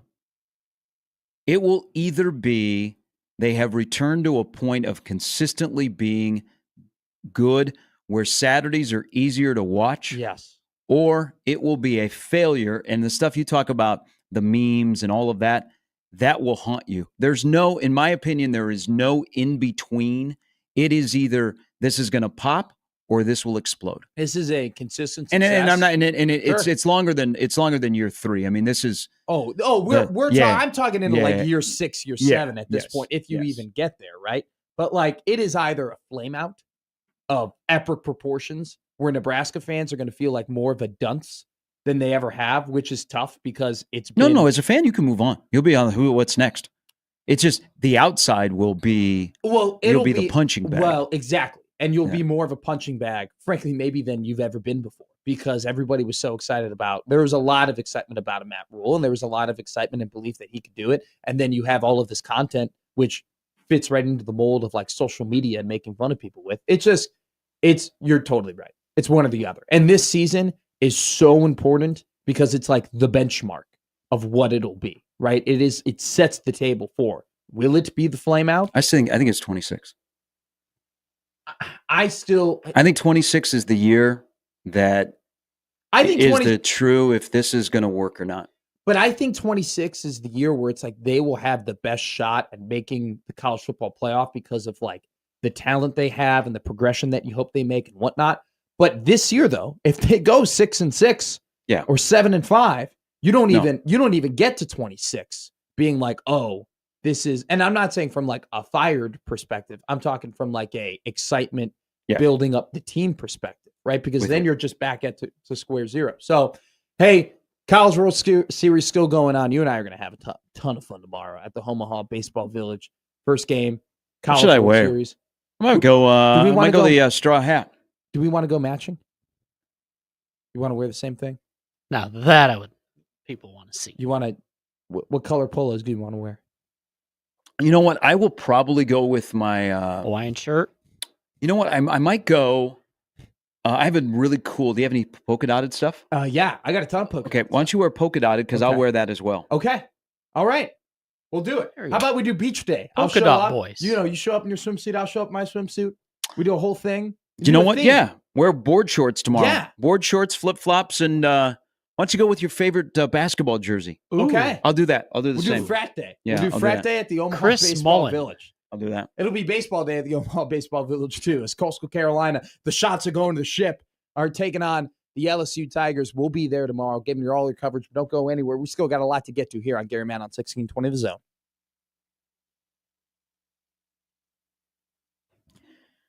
All right. How would you like to introduce yourself to an Omaha roofing company? Moose Roofing. So we had storms. You may not have had them in your area of Omaha. We had some storms roll through the area last night. And you know what happens? You walk out in your front yard and you're like, what is that shingle from? Why is my gutter hanging off? What do I do? Well, this is what you do. You turn to the MVPs of roofing in Omaha, Moose Roofing, a company right here in Omaha, nearly 30 years. They're a bricks and mortar store. They're not on wheels when the storm happens. They don't drive around the country and go, oh, that area got hit. Let's go see who we can take advantage of as a contractor. No, they say we are focused on serving people, focused on the insurance part of it, focused on what you need. Residential roofing, roof repair and service, commercial roofing. As I mentioned, Omaha Roofing Company, they've done over 15,000 roofs from Western Iowa all the way to Lincoln. Why? Because of their top-notch reputation and how seamless it is when you need the fix on your most valuable asset, your home. It starts with scheduling an inspection. Go online to mooseroofing.com. And then the team comes out and they sit down with you and they get to know you. And then they go to work. They assess your damage, what you need done, and then they present a plan to you. And as you work through the plan, then comes that insurance. That's where Moose Roofing completely sets themselves apart. They have a whole department that will take care of that for you. So it is hassle-free. And then they go to work and they get the job done. So they don't have to come back and you are satisfied with your hassle-free experience. So you need your roof, siding, gutters taken care of, and you want somebody that you can trust. Pat Moose and his company, trustworthy. Just listen to the testimonials, check out the facts. They will do it for you. Schedule an inspection today online at mooseroofing.com.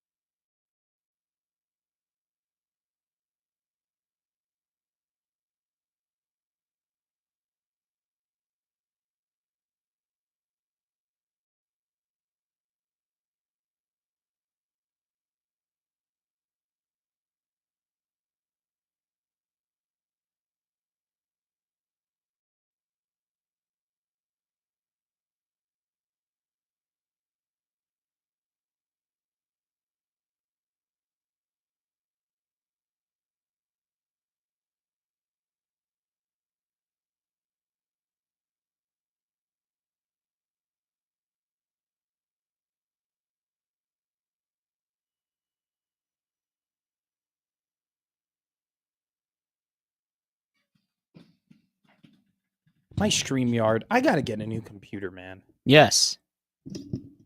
So frustrating. We'll get a GoFundMe going for you. Try and keep up with you and doing this job and all the things that I have to look up and all the people that I don't know from time to time that I have to look up on here. This thing just hasn't been able to, just the shelf life on like 1620 is absolutely taking a chunk out of this computer. Just like Oakmont took a chunk out of Wyndham Clark. Did you see about that? Yes, I did. You ever broken a locker before after playing golf? No. I've never been at a place where I've one time that I had a locker for use. Are you a club throw guy? No. I don't take the problem. Maybe that's maybe I don't take golf seriously. I like to play golf. I play a lot of golf. For some reason, I've agreed the next 2 mornings to play golf. I was going to ask you because you I'm are dressed up today. Okay, yeah, I'm dressed like I'm playing golf. So there's little inside baseball here. There are days where like you have a kind of, you and I both have outfits that we wear, right? Yeah. That just every day. Like you like wearing the Omaha stuff, or you like wearing, you have those great like baseball dad like zip ups, like those sleeve zip ups. You know what I'm talking? You were wearing the Fort Myers Miracle one. Mm-hmm. I love those. Okay, that is your like that's a lot of the standard stuff that you wear. But when you wear a polo like this, I know that you're hitting the links. And so I was actually waiting for a segment to be like, are you the psycho that's going to be playing at 100 degrees today? Yes, and for the next 2 mornings. Well, it's better than when it was snowing and cold. Well, because tomorrow is a charity event that I always play in. All right. Just that's usually fun. when it falls on that date, it is not 105 degrees at 10 in the morning. You'll have a good time. I refuse to believe though that you don't take golfing seriously, because I take golfing seriously, okay? And I'm trying to become better, and you know my scores, okay? You make fun of me about them, rightfully so. I shoot a 97 and a 98 pretty consistently. No mulligans, though. I've eliminated that. And you go, yeah, I don't take it seriously. And I go, what are you shooting? You go, I shot an 81 today. I would kill for an 81. I get a bogey is good for me. When I get a bogey, I'm like happy about it. I'm like, good hole Matt. I used to be super competitive playing golf, and now it all depends on who I'm playing with. Like the regulars that I play with, they just like to be out and about, and so they like to play golf. Yeah. But like if they shoot, and most now we play 9. If they shoot like a high score, it's like, you know what, we're gonna have a beer. Oh, sure. But like 5 years ago, I was like super competitive and always was working on my game. And I'd go out to see Mike and the crew out at Miracle Hills, and I'm like, hey, we got to work on this swing, whatever. Now I'm like, you know what? I just like playing. Well, so I'm not going to break a locker or throw a club. But you've gotten to the point now where I dream to be, where it's just no. I read the roller coaster. Listen. You give me way too much credit for being a good golfer. Here's no. I'm not giving you credit for being a good golfer. I'm giving you a credit for just enjoying the round and shooting a decent enough score where you don't flip off. You know what I'm saying? Where you don't flip out about what's going on. The fact that you could just calmly play a round of golf and be like, man, yeah, I mean, like I had a couple pars and I had a good putts for birdie, and you're not shaking them into the woods and you're not topping the ball like every like 8th swing. Like the fact that you're there, that's where you want to be. Like you are in the sweet spot. But isn't it? I think it's who you play with. Okay. Like I I know if you're playing with somebody that's much better than you, it can be frustrating. And you're also you don't want to be embarrassed. Yes. You don't want to hold the group up because they are a little bit better than you, and you're slicing it right and left all over the course, and they're hitting it straight down into the fairway. Yeah. I would love to go and play every day like Scotty Scheffler. Did you see what he did yesterday? Well, he's 6 under right now. Well, he shot a 62 at the Travelers. Rory played pretty well. He's 8 under. So it's actually a great field right now at the Travelers. Scheffler's in second. Clark is in third. So that tournament in Connecticut is always a really, really good field. Yeah. Because it's kind of like the last big like tour event that golfers like. They like the course and they are treated really, really well. Yeah. It's like, right after the US Open, but the field is great. The thing that Scotty did, he shot a 62 yesterday, and all I can think about is he's a machine. Because as much as the struggle bus as he was on at Oakmont, he was still in the top 10, and he got down to the back 9 and was still in contention. but then he started to ride a little bit of the yo-yo. What do you think? And this is a fun discussion. Yeah. Like if you take a pro and playing at that height, like Scotty Scheffler is, yeah, and put him at your local Muni, what he would shoot. Like if we were lucky enough to take Scotty Scheffler to like Benson. Okay. What would he shoot at Benson? Would he be too good for Benson? But it would impact his game because he would fly the greens. Yeah. Would we give him a caddy where they kind of know, like, hey, you want to end up on this left side, or like the green is like would we give him any guidance, or would we just stick him out there? Mm-hmm. Because if we gave him guidance, he would birdie every hole. Okay. If he knew, hey, it's a dog leg right, you want to be this yardage out to put yourself here. The pin is in the back. It's going uphill, right? If he knew that, he would get a birdie every hole. If he didn't, I think he might get like a par here and there because he just hits it down the middle and he's like, oh, maybe this isn't like the best angle to attack like a downsloping green, right? Like that happens. But he would not shoot anything over a 60. It would easily be anywhere from, I would say, so par 72, so 54 is a birdie on every hole. He would go anywhere from 54 to 58 if you put him in your just local old municipal course. Trying to see, because if you just put him out there cold turkey, I think he would maybe like miss hit a shot or anything like that. But he would hit every single fairway. Okay, he'd hit every single fairway. He would hit every single green, and he would have 2 putts at least every time he'd gone up there.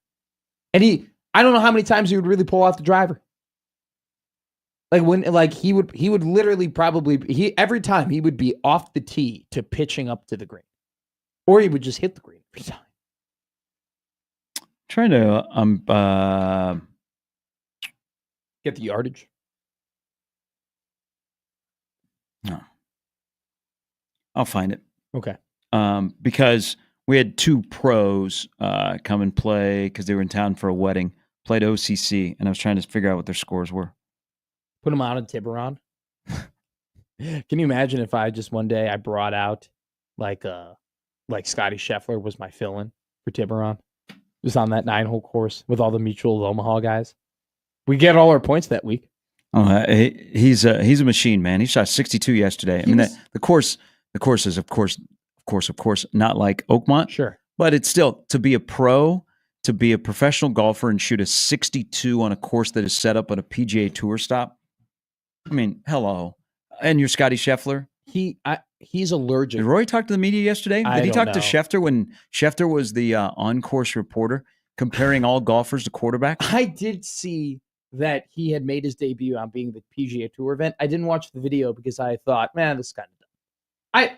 I think golf does great in terms of the analysts and stuff like that, and like how they cover the sport in general. I don't need Adam Schefter, in his phone and is twiddling his thumbs and breaking things about tweets and whatnot. I don't need their out on the golf course. But it's gonna be one hell of an event. I was looking at the leaderboard yesterday, and there's some Keegan Bradley's there, Cameron Young's there, Jason Day is there, Fleetwood's there, Hovland's there, Woodland, Burns after having a rough Sunday. I mean, Scotty Scheffler has a disease, though. He can't stop himself from making the top 10. I mean, that course, quote unquote, ate him alive. He still made a top 10. And he was still sitting in the clubhouse +4, with like a chance to win the event after playing, quote unquote, some of his worst golf. But hey, we still got a lot to get to today. We'll have Vers coming on at 9:20. Schaefer will be here at 9 o'clock. We got the College World Series. Wrap it up. A busy week. We got a lot going on. Volleyball's been killing it in recruiting. I think they're done.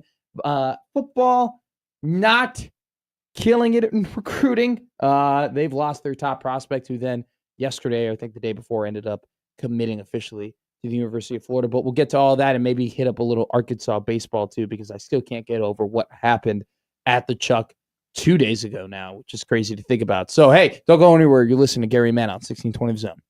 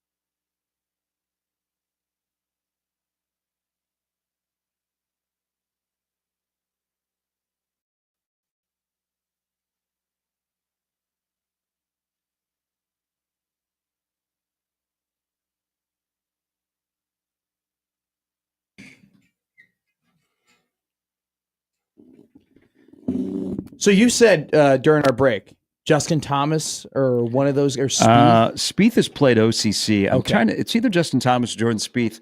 Might be both of them. Were in town for a wedding. Yeah, and they went and played OCC. So in our business, in the broadcasting business, like the charity events and the coaches events, and like golfing with like a lot of that time of the year, everybody's having a golf event that's a program. I am so nervous for my first one because I feel like in broadcasting, like in radio, in this job, like being under pressure, like I'm pretty good under pressure in some of these regards. In terms of athletics, though, I am a choker. I am Bill Buckner. Okay. When it comes to pressure, I can't handle it. If we're playing bags, if we're playing golf, if we have a big shot, I will get up to like 10-3, 10-4 in like a one-on-one basketball game. And it'll take a lot to get to that 11th point. Okay. I don't love admitting it. Okay. It's not something that you go around telling everybody about, but it's just one of those things where it's just like, it's in athletics, right? It's just like, it's really hard for me to close the door. And on top of that, it's really tough for me sometimes to play with like impressionable people on the golf course or like impressive people on the golf course because I'm really nervous playing in front of them. Like it's the classic, hey guys, can we pass you? And then you put the tee into the ground and then you just shake it right into the woods. The amount of times that I've done that is ridiculous. So I'm a little nervous. I'm a little nervous when I go, like, if I see, maybe hopefully in a year, I see Coach Greg McDermott is like watching me like tee from behind. Yeah, you don't want to play golf with him. I'm gonna take my 5-iron and I'm just gonna poke something right into the middle of the fairway. Just go about 180 yards. Just call it a day. Yeah, basketball coaches are really good golfers. Avoid them at all costs. What is the ranking of football of coaches to golfers? Like who? Like is it for sure? Basketball coaches are the best golfers? Basketball coaches and hockey coaches tend to be really good at golf. I love it when you find out that some of these NHL players, like 3 years into their career, when they're established, they become these crazy golfers and they're obsessed about it. It's always funny seeing Tyler Sagan go from like a hockey guy to like, man, he's like on the course all the time. Hey, we are not on the course yet. We might be in 2.5 hours. But before we get there, stick with us. We got a good show ahead of us on Gary and Matt.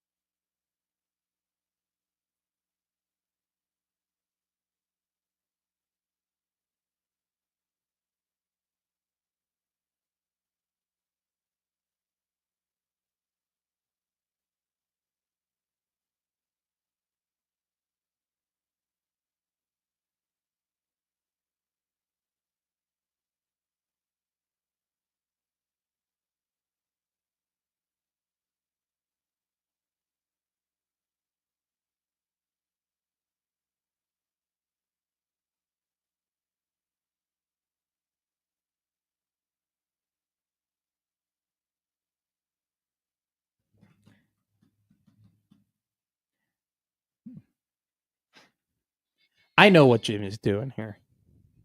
Are we really going to talk about Arkansas again? How do you know? I'm listening to the song. Music is the soundtrack of life. Mm-hmm. I just feel like Jimmy knew that I would know that this is Hold On. But I barely would know the words. I'd probably sing crappily to it. No, that counts. You get a win here. That's not. But I don't know. Don't ask me who sang it. I mean, that would have been a tough one. No. Did you know? Did you change? Did you know your way? Just wait. There's going to be a karaoke machine at the NRG Christmas party next year, and it's going to be his fault. I can't wait. You probably saw the movie that they performed the song at the end, right? That's what I'm. Yeah. Yeah, you probably did. You probably enjoyed that movie. I have no right in your wheelhouse. What you're talking about. Yep. What movie? Bridesmaids. Yeah. Watch what you you drink. You didn't see that one? Is that with Melissa McCarthy? Yes, it is. Look at you two for hey, two. Don't be so coy that you. I mean, I watched it. That's a 3 by I Nick have Master. probably watched it numerous times. Jimmy. It's funny. Kristen Wiig. She's hilarious in it. Mm-hmm. Jimmy, when I get a pop culture reference, we should just have Mike Breen in a bang, just ready to go. Hey, you are on a roll today. Bang, bang. Which has there been a bang in this? Yeah, he made series? up for. So he didn't hit Halliburton in game 1, so he made up for it in game 2. How the hell do you have a damn near buzzer beater in game 1 of the NBA Finals when a team is making a 15-point comeback and you don't bang? Look who he's working with. He's carrying the broadcast. He probably had nothing left. Why did they ever get rid of Mark Jackson and Jeff Van Gundy? I think Mark Jackson's was. There's something there. Was there something? Yeah. Okay. And then Jeff Van Gundy, I think, became a financial decision. Yeah. Well, and now Jeff Van Gundy might be a head coach in the NBA. Well, he's living his best life. Even if he's on the Clippers bench. So part of the whole discourse about the NBA during these finals is, and also with the NBA, they got criticism for how they were approaching these finals with no logo on the floor, no starting lineups. Kudos to the NBA. Because they listened to the criticism from the fans that wanted nostalgia. The NBA is the greatest nostalgia thing going. Okay, we buy the vintage gear. We talk about players that haven't played for 40 years. Yes. And we remember those moments to a T. Shout out Alex So English. we like nostalgia. And when it is your biggest event and you treat it like a Tuesday night in downtown Oklahoma City, we notice. So there was a lot of criticism at the beginning of the series. And the NBA adjusted. Mid-series. They started carrying the starting lineups, okay? And now they might actually come out okay because we have all 7 games. Yes. And hopefully, fingers crossed, we get a 4-quarter game on Sunday night. But all of this comes back to and they've also gotten better at like the directing, the music choices, the shot choices in and out of breaks, because it's not like you can go to Oklahoma City and Indiana and, like when you go to the Garden or you go to a Laker game, they show all the celebrities. Yeah. The biggest celebrity game 1 of the NBA Finals was Adam Silver. Like they did one of those shots and it was all they could find wasn't there. Adam Silver. Mm-hmm. So Bob Stoops, not there. But the presentation of how it looks, I think, has improved as the series has gone on.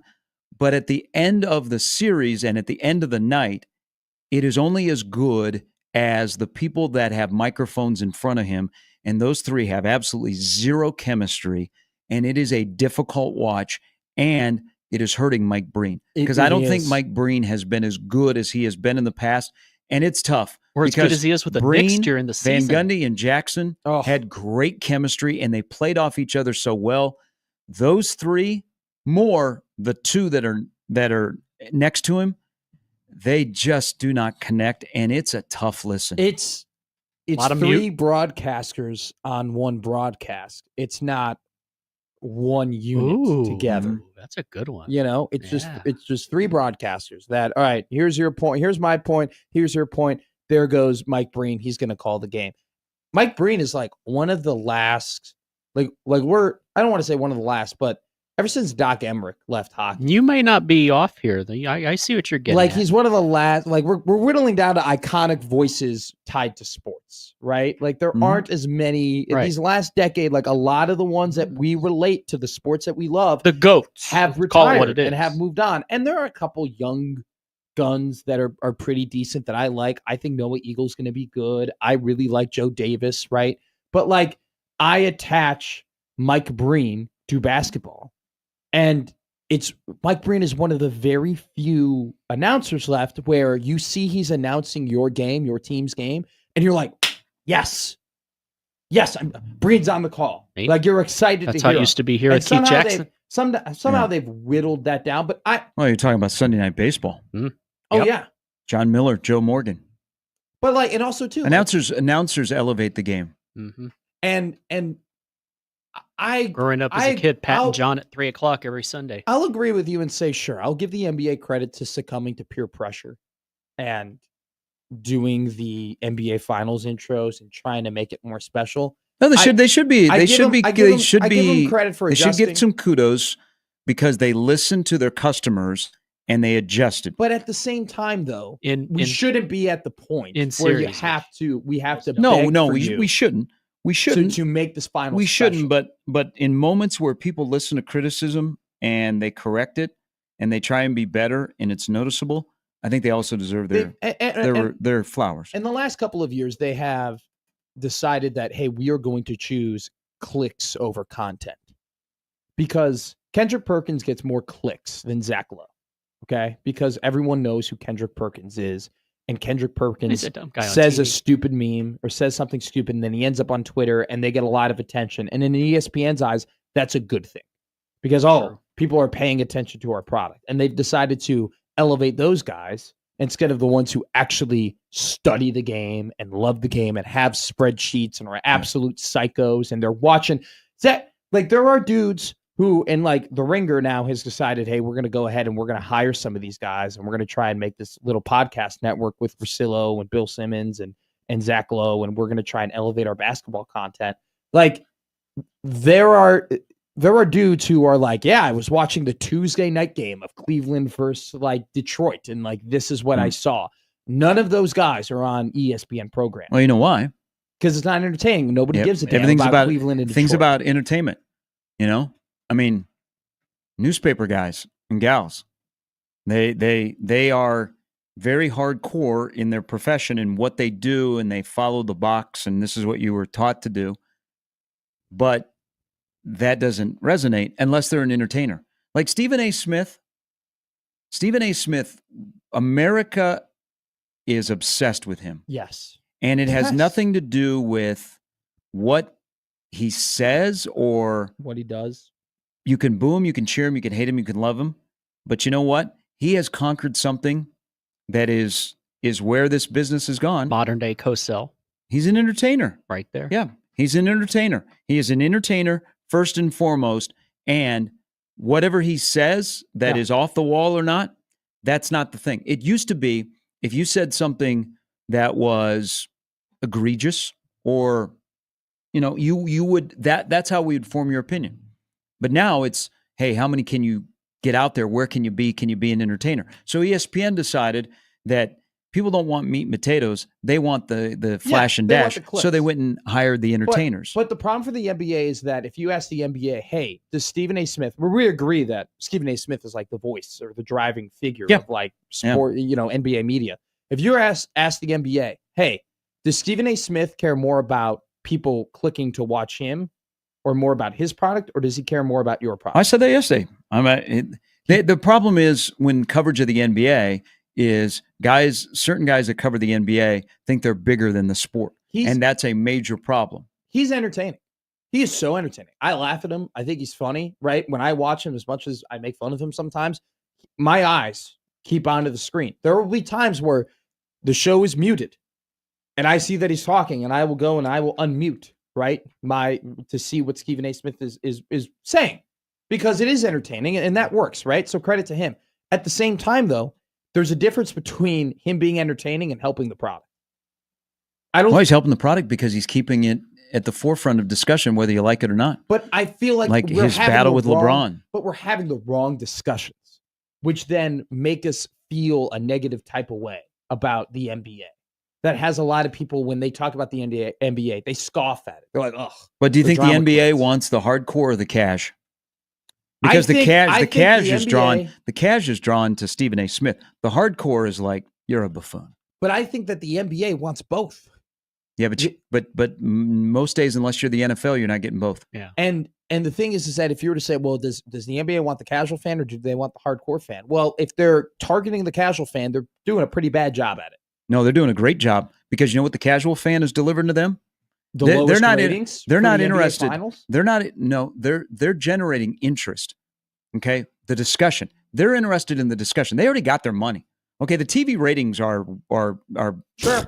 The NBA just got a boatload of cash for their next TV. Okay, and they got 7 games out of a low-rated series. So they want the discussion about the NBA. And you know who they want the discussion to come from? The 18 to 24-year-old. You know what? The youths. The youths. And then go a step up, the 25 to 34-year-olds, who Stephen A. Smith has a connection with them. So quietly, the NBA is like, this actually is really good for us, because our discussion, they're talking at that age. Now, the older demographic is still football over basketball, but the younger one, right now, there's not a ton of separation between the 18 to 24-year-old talking football and talking basketball. But they're talking about that doesn't matter. Different things. That doesn't matter. The NBA wants the discussion. But I think there's a certain point, though, where it's no longer any publicity is good publicity. Because my demographic, are people still going to play basketball? Okay, but are people still going to go to the games? Sure, but are people still going to talk about it, whether they talk about it the right way or not? When we have the conversations about the NFL, and I know where you're going. You can't compare the NFL. The NFL is too big to fail, and it's a completely different beast. Sure, but if we're just, I know I'm not comparing the leagues. I'm comparing the discussions. Mm-hmm. Okay, the discussions about the NFL are overly positive and about hey, like, this is great. This is an awesome product. I love my team. Can't wait to watch them on Sundays. Mm-hmm. And the NBA discussion has nothing to do with what is actually going on with the court, and has everything to do with the media members and people beefing and the drama. And, oh my God, the game used to be so much better. Like, I understand your point. The NBA is happy because it seems like people care about their product. I, though, would prefer people to talk about my product in a positive light and not just talk about, the drama that's going on. Actually talk about, hey, the Bucks are playing the New York Knicks this weekend on Saturday, which is actually a pretty big game because it could decide some playoff implications in the future. I can't wait to watch that product. I would think hasn't the discussion always included drama in the NBA? It's just there's more megaphones nowadays. Well, that's the thing. We have lost the tie into the product, though. Well, the NBA this is why I keep saying you can't compare. The NFL is a standalone.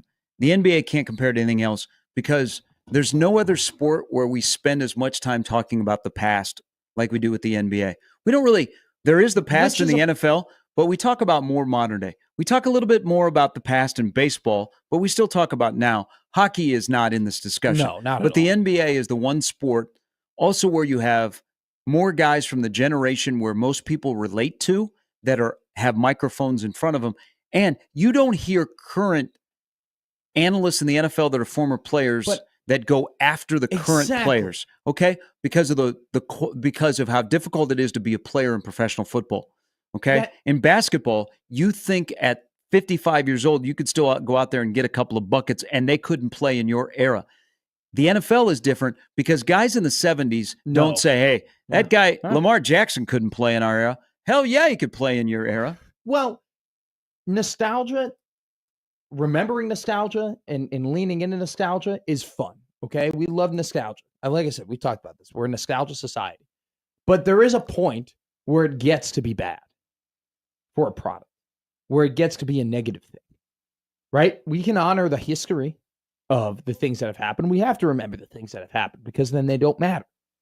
But then there is a certain point, though, where you have so many people saying, oh, it used to be so much better. Right. If I told my dad or I told somebody who watched basketball in the 90s, oh my God, the product is not nearly what it used to be. Why the hell would they want to tune into the product now? Why would they want to tune into a product where they know they've already seen the best of it before? Right? I don't know. I think the NBA is drawing interest from the 18 to 24-year-old because of it is talked about so much. But I agree that it's talked about a lot. But it's not, the right topics aren't talked about. The topics that are talked about are Stephen A. Smith and his beef with certain players, and old players crapping on new players, and there are too many threes, and analytics has ruined some skill of the game. Would baseball trade the type of discussions that the NBA has to draw a bigger audience? But that doesn't have to do with, okay, we're talking about popularity of product. Yes, the NBA is more popular than the MLB, okay? So, yeah, would the MLB want to trade that popularity? Absolutely. Have a discussion. But I don't know if you would want to trade those specific discussions. I don't think drama's bad. I'm saying the drama that the NBA has with the fact that we're talking about where's Giannis going to go and where Kevin Durant is going to go, those are good things. But there's a certain level to it, in my opinion, where you go over the top and it's like, all right, now we have passed the point where this is no longer like a layer that is good for the league. It's become too much of the league, and it's become too much. I think the league is smart. I think the NBA, I mean, I know what you're talking about because you love basketball. But if I'm the NBA, and some of this would make me uncomfortable because I wanted to talk about the game on the floor. But my whole sport really has always had an element of, we talk about the drama. We talk about Jordan away from the floor. The other stuff that is going on. We talk about beefs and all that stuff. Is if I'm the NBA, if you hit the age of 50, you're not my fan anymore. We have dialed it in and we've made it easier for young people to consume my content. Well, they got to get rid of the blackout restrictions then, in some regards, because, in the NBA? Well, it was really tough this year to watch, and I'm just talking about my experience, right? It was really tough this year to watch Bulls basketball in Chicago this year because Bulls basketball wasn't on cable anymore. They were on an antenna, and if you had the NBA League Pass, you had the blackout restriction, right? Because you can't, that stuff. I've always thought, and that's a whole other discussion that we can have.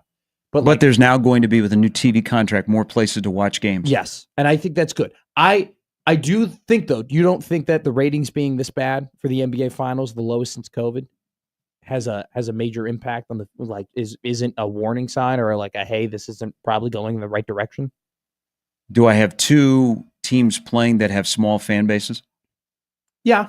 Okay. You do. Right. The Knicks but it's made still, it. But no. Do I know that my league has always been built on major market teams with major brands, and even having Denver and Miami didn't move the needle? Yeah. But do I also know what I'm making next year in my new TV deals? Sure. So people still want to pay big dollars to air my product, right?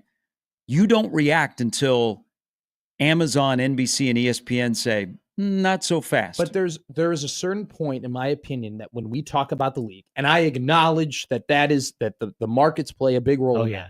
New York, San Antonio, LA, major markets. But we also have to get to a point. Also well-established stars. Yeah. Mm-hmm. But we also have to get to a point, though, with the NBA where it's enough where, hey, the two best teams are playing each other. These are the two best teams in the NBA. They both have incredible runs. And because they're the two best teams, regardless of where they're located, you're watching because it's the finals. Yeah. I want to watch it. Are you new here?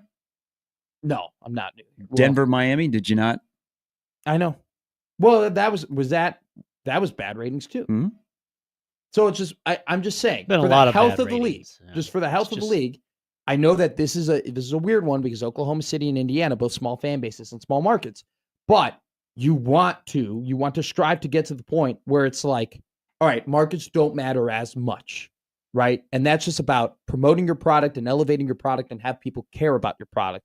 And that goes beyond just talking about drama. It goes beyond, all right, this is good basketball. Okay, there's the other part of this.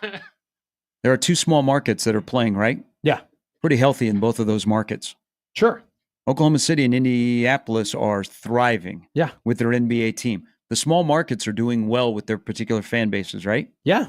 Okay, so that's fine. What you're searching for is outside is for the major national brands to be better so that they are on this stage. Because in small markets, what would be considered small markets in the NBA, I think they're doing pretty well. Well, yeah. Oh, yeah. In terms of, it's just sports in general. If you build it, they will come.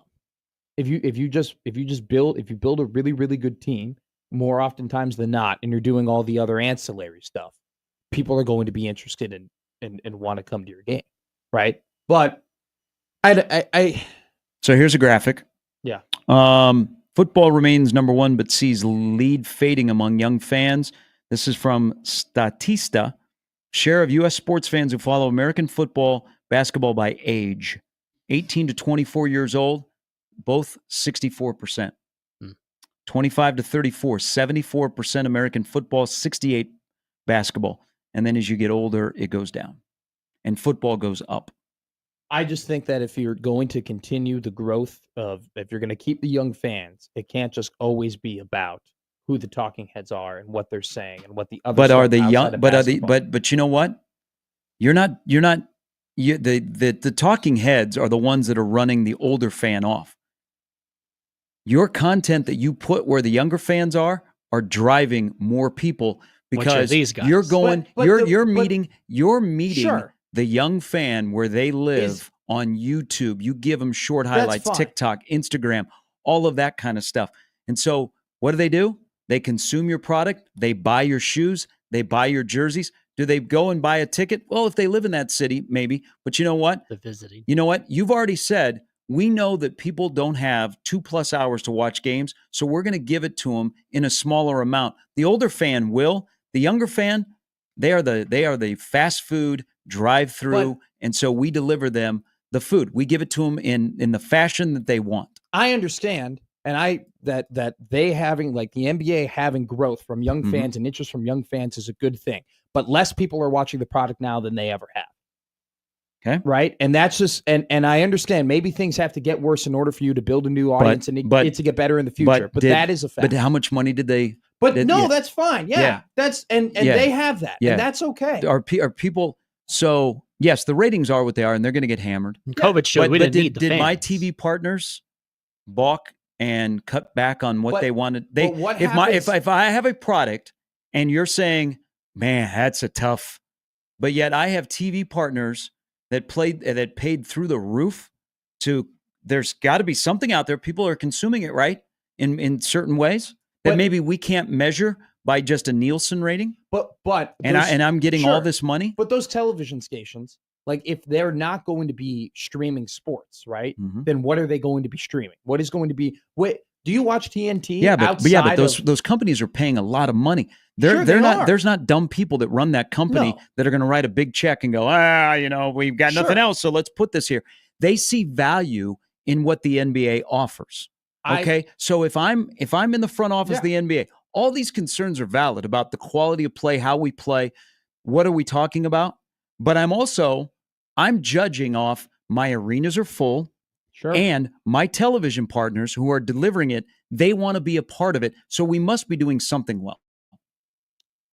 I think it's a great discussion. I think it's an interesting discussion. I do think, though, there is the balance between, I'm not going to deny it. You've brought up great points that they are building they are getting to the younger person. They're trying to build a new audience, that some of these things are different. What kids find now interesting is very different from what we found interesting in the past, right? And they have to adjust to it. And maybe it's, people like me, right, who have to adjust to that. And I can scream from the mountaintops. I mean, we're going to adjust that we watch sports on our phone. Yeah. I mean, it's me as an older guy, a little bit of a foreign concept. I've adjusted, but most people don't. Sure. The older people don't want to watch sports on their phone. But but you either adapt or you die, and you don't know where to find your product. The NBA has done a really good job of putting their product in our hand. Yeah. Okay. That's where the NFL was also ahead of the curve. They put the product first in your hand because they knew that's where you live. You live out of your hand nowadays. Okay. You don't live on your couch in front of a television. And the sports organizations and colleges that adjust quicker to that mindset are going to be in a lot better position.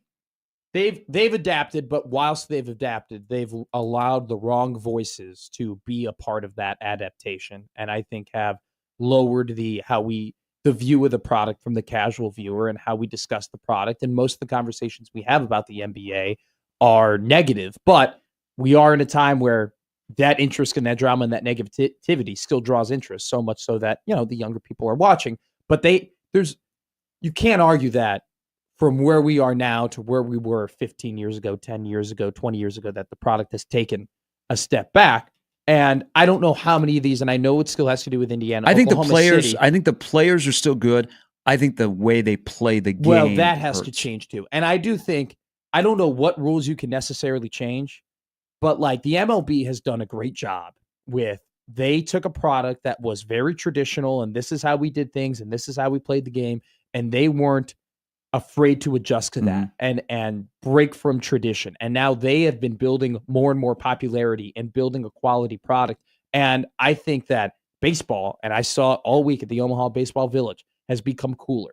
That more and more young kids want to play baseball and want to be flashy and want to be Jazz Chisholm and want to be these young stars, because the MLB, and we gave them a lot of crap for it for a very long time, adjusted their product and started promoting these young superstars. So, hey, we're still going to talk a little bit more baseball. Mike Schaefer will be on at 9 o'clock to talk a little football, a little bit of recruiting. We still got I want to touch a little bit on Arkansas baseball, just a tad little touch, because something happened yesterday on ESPN that kind of startled me. And it was a little bit about Arkansas baseball, and there are a couple of mistakes. So don't go anywhere. You're listening to Gary Mount, 1620 The Zone.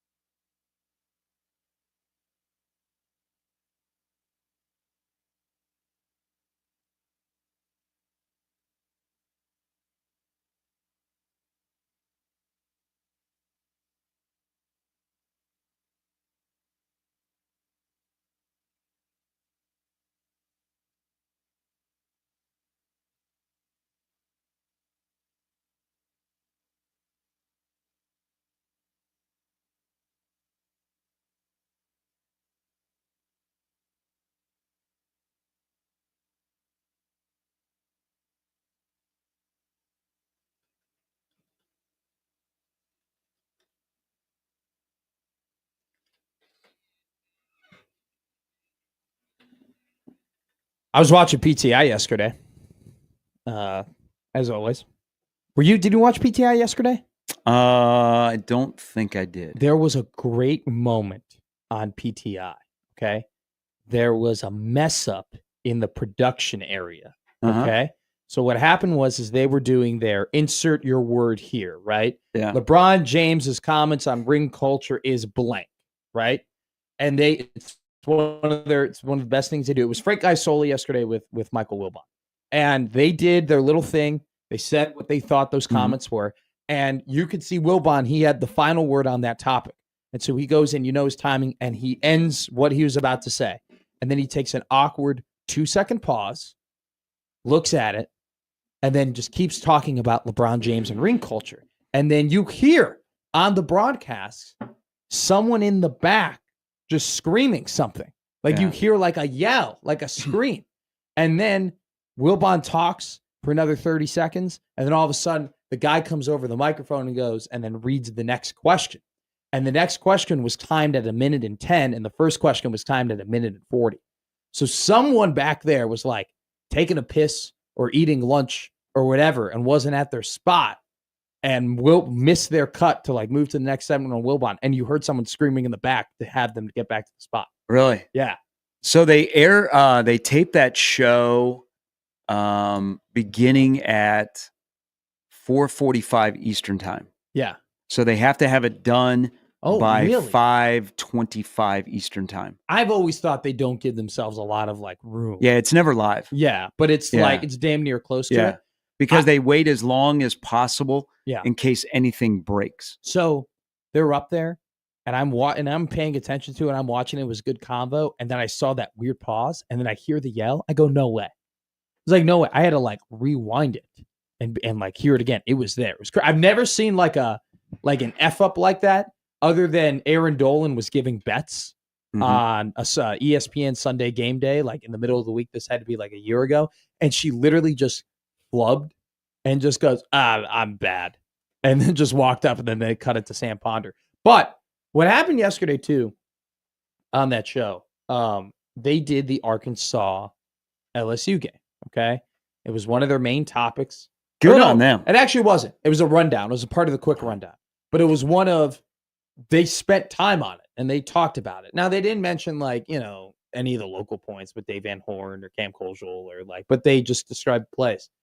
But they had Mike Wilbon read the highlights of the game. And there's kind of an art to doing like the highlights, right? Like you don't want to have too many plays, but you want to have the most important plays, right? Highlights should be, 10 to 20, 21 seconds, whatever.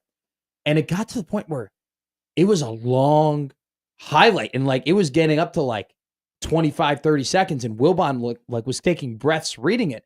And it made me realize, like, in that moment, I'm like, the magnitude of that collapse for it to, like, be on ESPN and for that, like, highlight to be like, oh, my God, like, this is a long highlight. Like, it really encapsulated, like, how big of a collapse and how many things had to happen at a specific moment in time for that to occur. And it just, like, put it in a whole other perspective of, like, oh, this just wasn't oh, this happens and this is baseball. Like that was a magnitude to which like you've never really seen before. And then I think McAfee talked about the College World Series yesterday for 20 seconds. No, I think he went on a little bit about how it always seems like it delivers. Like whenever he's watching, seems like it's a big deal. Delivers though in like in a good way or like drama. Everybody just craps their pants way? No, so there are very few hardcore college baseball fans. Mm-hmm. Again, the industry is built to find the cash. Yeah. Okay. Everybody is searching for the casual because you're going to get the hardcore. Just like this in radio. Mm-hmm. How do we attract the casual fan? How do we keep them longer? Sure. That's what sports are trying to do. So in college baseball, your hardcore is your base. Mm-hmm. Now, what has to happen to draw the casual? Or to get it discussed, you have to have something like happen on Wednesday night. It's just and so national, because it was so, what the hell happened? Yeah. People nationally will talk about it, probably not to your enjoyment, talk about it for an extended period of time like we do, Sure. But they at least talk about it. So it takes a moment like that to draw the cash. And I'm not surprised that McAfee or PTI would mention that. Plus, it's also college, and it's the middle of the summer. Sure. It falls at the right time, and it's a College World Series. Yeah. Have you seen a lot of coverage of the College World Series on ESPN, like on those main talking shows at all, other than just kind of like a thumb note? You mean like First Take? And yeah, I mean they're on the same time we are, so I don't watch them. But I'm just saying, like just Sports Center shows highlights. Yeah, they talk about it. Scott Van Pelt is he's a college fan. Sure. Well, like I think the best part though of the Arkansas moment was how quickly we are as sports fans could try and relate it back to our fan base and back to our own personal experiences, and it became the would you rather be an Arkansas baseball fan or a Nebraska football fan convo. Which, by the way, I would much rather be an Arkansas baseball fan than be a Nebraska football fan. Warmer weather. Well, it's not even. Okay, I understand heartbreak. I understand the play in 2018 and then how they got eliminated like this go around. Yeah. Mm-hmm. Well, but doesn't every fan base have a whole stretch of bad? Or a whole stretch of heartbreak? I've seen Nebraska football win 3 national titles. I don't know if every fan base, no, I don't think every fan base has a stretch. Maybe every college fan base might have a stretch in like a sport. I mean, I think there are Arkansas baseball, Nebraska football. We can just keep adding this list. There are tortured fan bases. Oh yeah, where you have losses that you remember the losses more than the wins. And not because they're bad losses, you got blown out by 75, but that they were absolute heartbreak. But I would much rather put myself in a position to like be in the championship or be like in the playoffs. Oh God, get my heart broken. Yeah, you would rather just not even like be close. Well, it's just I think the better discussion about what happened to Arkansas. And listen, Dave Van Horn is in the Mike Martin, Gary Ward territory of best coaches in college baseball that haven't won a title. Yeah. Okay, he's 0 for 10 coming to Omaha. But he is so well respected by people that are in the business or opposing fan bases for the most part that you root for Dave Van Horn. They always tell you don't openly root in this business. Screw that. I root for stories and I root for good people, and Dave Van Horn is good people, and I want to see him accomplish the greatest achievement in that sport. But the fact that people talked about, man, I wish they would win it for Dave, rather than above, I wish they'd win it for Arkansas, tells you a lot about Dave Van Horn. Sure. Okay. But if you're Arkansas, would you rather have lost a game, take out the stakes that were in play, lost a game in the manner that they lost Wednesday night or the manner in which they lost game 2 in 2018? Oh, I would much rather lose than on the other night, because it's still a very take out the stakes, take out what is you win and what happens. Oh, I would rather lose like I did in 2018. I would rather lose like that. If you remove the stakes, God, because 2018, one thing happened. One bad play happened. The streak of plays that had to occur, the guys who had to be on base, the things that had to happen before to set up that moment is just like, it's one of those things where it's like you can't even, like, there's no okay, if you went into the ninth inning, right, and you said, hey, LSU's going to end up, spoiler alert, LSU's going to end up winning this game, there was no one who would have predicted that, hey, the best shortstop in the SEC is going to have an opportunity to turn 2 to end the game, and he's not going to do it. And hey, their left fielder is going to get not a routine, but a hard hit ball to him, and he's going to like slip and then lose it, and it's going to bounce off his shoulder, and 2 runs are going to score. And then the Omaha kid at second base is going to have a liner floated right at him, and it's going to bounce off his glove. Those are going to be the series of events that determines the fact that they get eliminated. That is ridiculous. Ridiculous. Well, I can explain 18 for a little bit. I can't explain what happened at shortstop. I still 2 days later, I can speculate, but I cannot explain. Has he talked to the media at all? No. Is he a senior? He's gone. He's gone. So would we? He's going. I mean, he's going to be first round draft pick. Like, I don't know. That's at some point he'll talk about it. Yeah, I'm sure he will. He'll get on a podcast with another player. No, I mean, I think probably at maybe the Major League Baseball draft, if he's in the green room, or he'll get asked about it.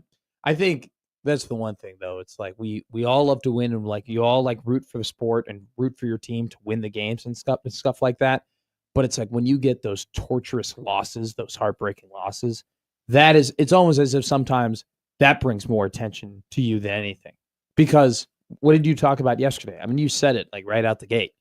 Is any of this about LSU? Like LSU is going to the College World Series, National Championship Series. They're going to play Coastal Carolina. It's going to be a hell of a series. And yet we haven't really talked about the fact that, hey, this is big because they didn't have to throw Ianson. And now they have their number 1 and their number 2 starter. And that like they've been able to survive the rain delay kind of screwing up their rotation. And yet we've just talked about the fact that like just I can't believe Arkansas. What we're talking about is Arkansas probably should have been in the College World Series National Championship Series because I think they definitely would have been favored to win the next night on Thursday if they ended up pulling out the Wednesday game, right? But that's what these heartbreaks bring, which is it sucks to see and I feel for them, right? But I mean it is what it is, and it almost though. Do you think it adds to or takes away or does nothing to like the National Series? How LSU got there? Oh no, I mean. LSU still had to get a base hit. Yeah. You still had to hit a home run. I mean, you still had to do all of those things. Sure. No, I don't think so. I mean, LSU is really, really good. I love the championship series. It's two contrasting styles that go about things a different way. LSU is a very versatile lineup that a little bit predicated on power. Coastal Carolina is deep 1 through 9. I think it's a great. I think if you have no rooting interest, this is a win-win on both sides because if Coastal Carolina wins, that means they've been to the College World Series twice. And what have they done? They've won 2 national titles 9 years apart. Okay. Yeah. And they've won a national title with a first-year head coach. Mid-major program this is the only sport where a mid-major can win a national championship is college baseball. Technically a mid-major. Yeah. There is no other sport in college athletics, Division I, where in men's athletics that a mid-major can win a national title except for baseball. So you have that story. Then you have, if LSU wins the national title, you better be ready on all your baseball podcasts to have a discussion that Jay Johnson is one of the best college baseball coaches of all time. Oh my God. And you may say, whoa. Yeah, no. He hasn't been a head coach very long. Well, 16, he played in the national championship final. He got Arizona here in 21. He has won at LSU 2 titles in the last 3 years. You better be ready to have that conversation. I think it's a win-win, either Coastal Carolina or LSU win. I hope it's a 3-gamer. Sure. Who knows? It's not going to change my day, whoever wins. But I think for college baseball, it's a win-win if it's Coastal Carolina or LSU winning the title. And that's great for the sport. It's great for the sport. It's going to be one hell of a series. It'll be here on 1620 The Zone starting tomorrow. We will have the pregame at the Omaha Baseball Village show. I can't wait for pool day. I'll be there in the floaties and be there in the swimsuit and everything like that. You'll be there too. We'll have some fun. We'll lead you into that game. And then, like you said, hopefully it's a 3-game series. We'll talk a little football, though, before we get to the 9 o'clock hour. Mike Schaefer joins us at 9 o'clock here on 1620 The Zone.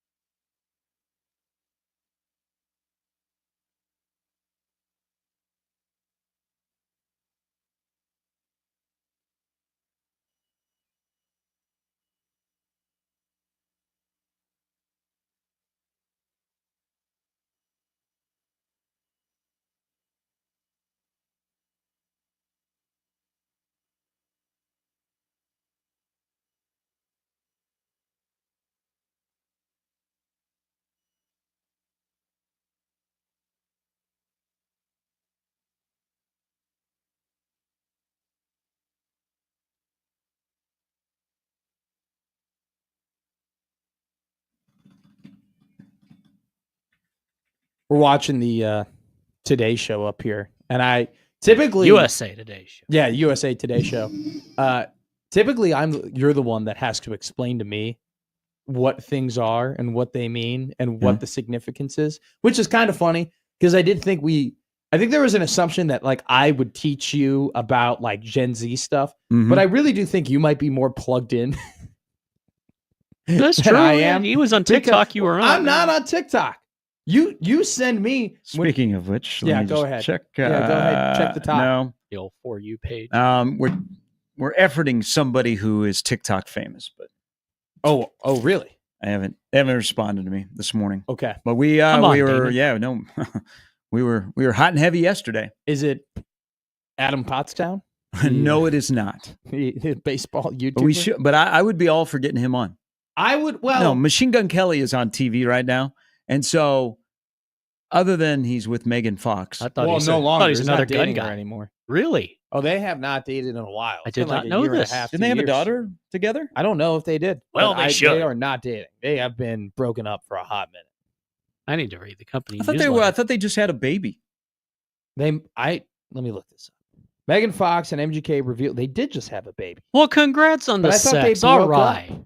Well, they can still break up and have a baby. So they had a baby together. They have a baby together, but they're broken up. Yeah. Child support. So how long have they been broken up? Because I think the baby's only a couple of months old. Like 2 months. So at least Megan 6 pulled. weeks. This is from dailymail.co.uk. Megan pulled the plug on her relationship with Machine over Thanksgiving after reportedly discovering he was speaking to other women behind her back. They split after Megan found material in MGK's phone that was upsetting, and it made her want him to leave the trip early. So they are no longer together. How do you cheat on Megan Fox? Sending pictures of his machine gun to other people. Sending his pictures of his machine gun to Kelly is what he was doing. Kapowski. But yes, correct. I was explaining to you that MGK used to be a rapper. Pretty famous rapper. Like, got on, hit the scene pretty hard. Kids liked him. And then got killed by Eminem in a rap battle. It's not too And now he's Mr. Punk Rock. Now he's not like trying to bring back. Do you have anything that I have heard? No. Let's see. Is he in our... But he's one of those musicians that part of his like style is his look. Like he's way more known for how he looks. Wearing a Guardians cap. Well, there's no in between. There's either like you are skinny and you got a lot of tattoos, or you're fat and you sing country music and you're great at it. Do you have you ever seen an average looking like? So if you're Porky, there is a music genre for you. I mean, you know, like Jelly Roll and Luke Combs and Chris Stapleton all have a distinctive look. You know somebody that has changed their look? Who? And he is very much on the countryside. He actually is out on the road with Jelly Roll. Jelly Roll, by the way, huge Coastal Carolina baseball fan. Oh, is he? Oh my God, Gary, I'd be low-key starstruck if I met Jelly Roll. So he's out on tour, so he won't be here. He did a video for Coastal Carolina of wishing him luck at the Chanticleers. That'd be cool. Have you guys seen Post Malone physically? Yeah. So Posty has. Honestly, you worry me. One of the nicest friggin' people around. Yeah. Like legit. People look at him and they go, oh man, guy that's got tattoos all over his face. There must be something wrong with him. He's not legitimately is one of the greatest people in terms of connecting with their fans and his generosity. But have you seen him physically? He wears a mean cowboy starter jacket. He used to smoke. Yeah. And he said he would drink like 24 Diet Cokes a day. Yeah. So he was ballooned up. Have you seen him eat? But today, yeah, he's skinny. He looks almost way too skinny. He did a show in Austin, and I was looking at some of the stuff he did. He sent one of his representatives go to a local. They stumbled upon a girl who is trying to raise money to go to college, and somebody that is in his tour noticed her in a park in Austin. And so they sent. Oh, that's very nice. It's on TikTok. That's sick. They sent a note on behalf of Post Malone. We'd like you to come to the show. Came to the show, got backstage. They had interaction. She had great seats, and then he made I think he's paying for her to go to college. Oh my, what? But they showed Posty, and man, he is so skinny. Like not like healthy skinny. Looks like he's lost way too much weight. So I'm glad that's what I was worried you were getting at. That's what they're saying about me. I'm glad that you said that because I didn't want to be the one that only thought, and I didn't want to be like the body shame guy or anything like that. There is a point where it's like a point of concern of like, he doesn't look like more. all of a sudden he got in really great shape and no, ripped. He doesn't. He looks like he's lost way too much weight. There is a difference between being skinny and being in good shape. Yeah. Okay. And he is definitely in the skinny department. I think though he's a big cigarette smoker too, which is like just crazy. Did he give that up? I thought he because he told stories about Diet Coke, smoker. Diet Coke and smoking, like were his two vices. Now I can tell you, when you think that you're going to lose weight and they're like, oh, I'll drink Diet Coke, it'll be fine. If I have 6 Diet Cokes a day, sure. That doesn't work. What's in Diet Coke? It might say 0 calories, but if you're consuming 6 to 8 Diet Cokes a day, that's not good if you're trying to lose weight. You can't just go, oh, I'm drinking diet soda. So I see. He looks great. No, I used to be in the camp. Not saying he looks bad. He looks compared to being a bigger fella. Yeah, that's he now a looks different guy. Like I bet his waist is about a 28. Oh my God. Yeah. Mine hasn't been like that since early 90s. He's not sick or anything. He just he has dropped in a quick amount. Who cares if the fat shot or not? I think he's on a workout plan, but he looks. I bet he went from a size 42 pants to a size 28. I've become the thing that I 33 inseam. I've become the thing I swore to destroy, because I used to think that when I was younger, 8, 9, 10, 11, 12 years old, I'd see all these people drinking Diet Coke. Yeah. And I'd be like, why? What? Oh my God, Diet Coke. Jeff Van Gundy. It tastes so much worse. Why the hell would you drink Diet Coke? Like, just drink something else at that point. Like you're not getting the full flavor of Coke. Why don't you just have Coke? Gary, I'm addicted to Diet Coke. Isn't it delicious? For the exact same reason, though. And you'll be fully hussed when you go to McDonald's and get it out of the machine. Also true. I love going to the movie theater because that was the first time I ever discovered that machine that you can have all of the different flavors you've ever thought of in your entire life. Oh my God. I would mix the vanilla with the cherry and then maybe spritz of orange, right? So you get like a cherry vanilla like Coke with a little bit of hint of orange. Oh my God. Back in the day, and we've got to find a new name for it. Yeah, we do a suicide. Yeah. What's a suicide? You would basically, you walk into 7-Eleven and you would go down the entire row of.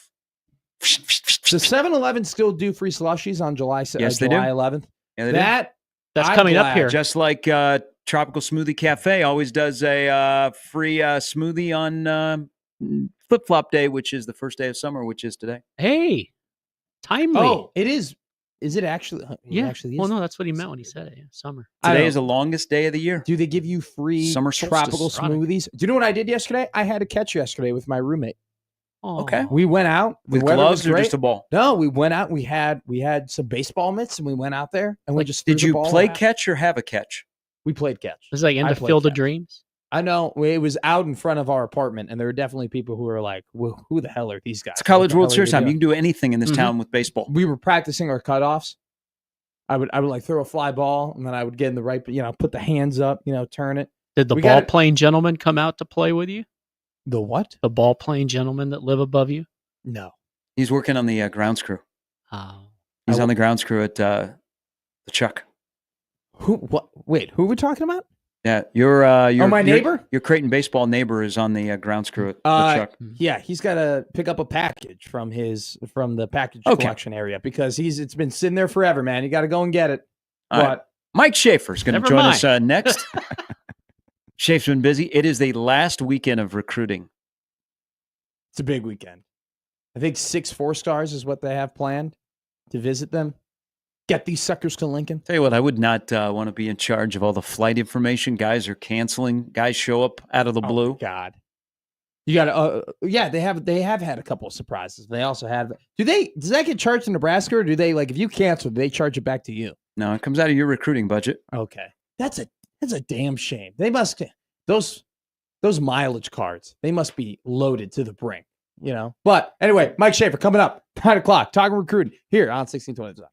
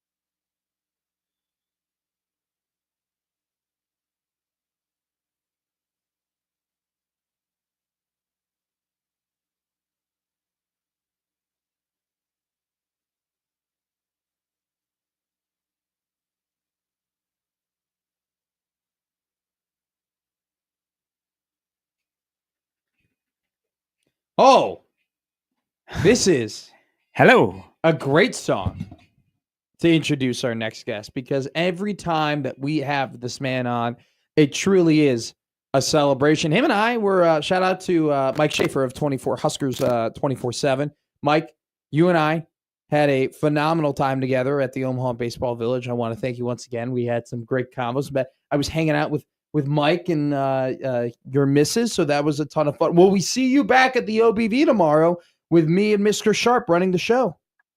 I doubt it. I don't think. All right, back to you. Gonna happen. Okay. Damn. I was hoping for a very resounding yes. We could have had you on and live and in person. But how are you doing? I haven't recovered. No, I'm losing my voice. Like it's either enough radio appearances / the summer cold that nobody wants. I don't know what it is, but we're fighting through it this week. So I just need a weekend of just sipping some hot honey water and resting the vocal cords and not doing anything. So I'll just have to sit quietly for 48 hours. I think that's almost an impossibility for me, though. Hey, what happened? What happened, Arkansas? I would like your try and piece this together, because it's 2 days. It's 2 days later, Shafe, and I'm still trying to figure out shortstop, left field, not pitching to a guy, walking a guy. How, 2 days later, have you been able to figure this out? I haven't, and so here's how I would sort of rank things in terms of the most abomination to the least. Like I think the most preventable thing is that Dave Van Horn should have issued an intentional walk or really pitched away from Jones. And Brunson and I were texting about this as it happened. Like, why would you want any piece of that guy? Him at first base doesn't matter. Set yourself up with a better matchup. They still almost got out of it anyways, the second baseman for Arkansas, nearly with a terrific catch, which is almost as haunting as anything else in this whole thing. Weirdly, I would put the shortstop's play at the bottom of this list because he still got an out, though it was a questionable decision and, not particularly defensible. The only thing I can think of is his entire body was pointing towards third. And in that moment, he was just thinking, let's get one out, not force anything, or he lost track of how many outs there were. Mm-hmm. Even then, when that happens, you're normally going to first. Like it was bizarre. And then the guy I feel horrible for is a left fielder. I mean, I think he had a tough read and then he slips a little bit on a late break. He's caught in between and, tries to make a heroic game-ending catch. The ball caroms in a way, Brunson and I had talked about this. That ball does not carom into the corner of the outfield every time. Sometimes that might just bounce right off of you and go straight down. And so it minimizes the effect of all of it. Just an unbelievably haunting sequence for a team that just seems so snake bit in Omaha. I couldn't believe it as it was happening. I really couldn't. I thought they were going to get that done. I thought we were going to have a phenomenal Thursday game. And ultimately that's not what happened. And instead we have one of the more just memorable matchups, and games. I mean, the College World Series, I said this before it started this year. I feel like it's just been on fire these last couple of years. The games have been incredible. The star power has been there. The moments have been there. Now we're getting a 25-26 straight win Coastal Carolina team that isn't scared of anyone, taking on an LSU team that's played as good a baseball as anybody else here in Omaha. So it's a very fitting championship. I'm excited about all of it. Man, do I feel terrible for Arkansas. That was the sentimental pick for me. I wanted Arkansas Coastal Carolina when the draws came out, just because I thought it would be an intriguing matchup. And I wanted to see it for Dave Van Horn and for it to go that way. Just brutal. Absolutely brutal. You've talked about you're losing your voice. I'm losing my voice. Everybody's fighting through it. One group of people that is fighting through it right now are the Nebraska Cornhuskers when it comes to their 2026 recruiting class. They have a interesting crop of players visiting this weekend. I think it's 9 total, 6 of them being 4 stars. I know that they always say, hey, we just got to get them to Lincoln. And obviously this is a really good opportunity to, show what this program is to these high level recruits and show the facilities. But at the same time, are we kind of at the point now with this recruiting process where it just really just comes down to what do you do in the season? Yeah, I mean, there's definitely an element of that. Like the more success that they can have in the regular season of 2025, the easier it's going to be to flip some of these people that you weren't able to get in the month of June here so far. I also think it's about making sure that you are maximizing what this class is. I think it's critically important for Nebraska you've got a guy like Danny Odom that you've been thought to be a little bit of a favorite for. I think it's important for Nebraska and Addison Williams to prove that they can close this recruitment out. You have Claude Mpuma, who I think Nebraska is a dark horse for, the offensive lineman out of Chicago, where you have Auburn and Florida in that battle. I think Nebraska has a real chance to show him a great weekend. We need to see them close on a few recruits. I know it's difficult, and I know you're having to go against other great teams, but other people are able to get commitment. Syracuse is able to shut down Cameron Wilson. This is where, and maybe it's an NIL thing. Maybe it's we need to see success from Nebraska thing. I don't really care. It's their job. Like they got to go get talent. Nebraska hasn't had a single commitment for any one of its new assistant coaches in this entire cycle, guys. They don't have one. Addison Williams doesn't have a commitment to his name. Terry Braden doesn't have a commitment to his name. I know Phil Snow and Mike Eckler and Dana Holgerson aren't there to recruit, but there's nothing from them either. Dykeel Shorts doesn't have a commitment to his name. It's June. Like, it's time for them to finish some things off. This is a big weekend. And this class doesn't have to be in the 70s when it's all said and done. And there's a lot that can still happen between now and signing day. But at some point they have to be able to show that they can do it. We know they've won big recruiting battles in the past. So it's not like it's impossible for this staff, but it's one of these things where right now, it's at the point where it's like, okay, you missed on a whole bunch of guys. Grab what you can. Do not take any reaches, and just go to the transfer portal and see what the flip season looks like. Because it's been a pretty rough summer, and I can't promise it's going to get a whole lot better. So they do have a decision today with Luke Sorensen. That looks pretty good for Nebraska. We'll see what happens moving forward. Their best recruiter, their head coach, and you kind of understand what I'm saying. Everybody go, well, it should be. But sometimes head coaches aren't great recruiters. Is their best recruiter Matt Rhule? Are you saying Bo Pelini wasn't a great recruiter? Is that what you're trying to say, Gary? Nope. Yeah, I would say Matt Rhule's probably their best recruiter. I mean, it could be Rob Dvorak. I think he's had a lot of success, and obviously they don't have to take a lot of linebackers. They could end up with Calvin Thomas, the guy that they've been chasing a little bit here, and that might be his contribution for the cycle. But it's hard to say who their best recruiter is. Their best recruiter was Garrett McGuire. For as much as people wanted to make fun of him for being a young coach and wanted to lay blame on everything that happened last year as if it was his fault that Isaiah Nair can't catch a pass that hits him in the hands, or that guys weren't blocking to the best of their abilities, whatever. But what walked out of town when you lost Garrett McGuire was your best recruiter. Go look at wide receiver recruiting from last year to where they're at right now. Like, it's a pretty stark difference. So yeah, I think it's Matt Rhule. I think there's a lot of guys that kind of have to prove what they can do. I think EJ Barthel for 3 cycles hasn't hit on their top running back target. Maybe Jamarian Parker was right there in that mix too. But there's just a lot of guys where you'd like to see more. You'd like to see Nebraska do better. And they have a lot of eggs in the 2027 basket, which means you got to win football games in 2025. But they're flirting with some really high risk stuff, because if this doesn't work, Nebraska doesn't win enough games in 2025, that 27 recruiting cycle and 2026 portal class is just going to be desperation. It's going to be real stinky in Lincoln.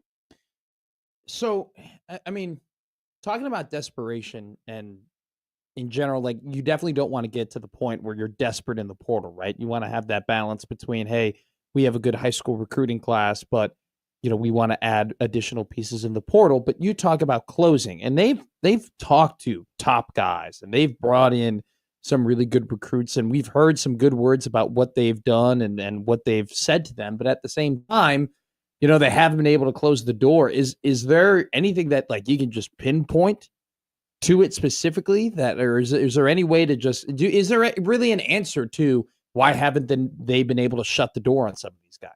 I think Nebraska's been more judicious than most about how they want to spend their NIL in this cycle. I don't think they want to overpromise and underdeliver.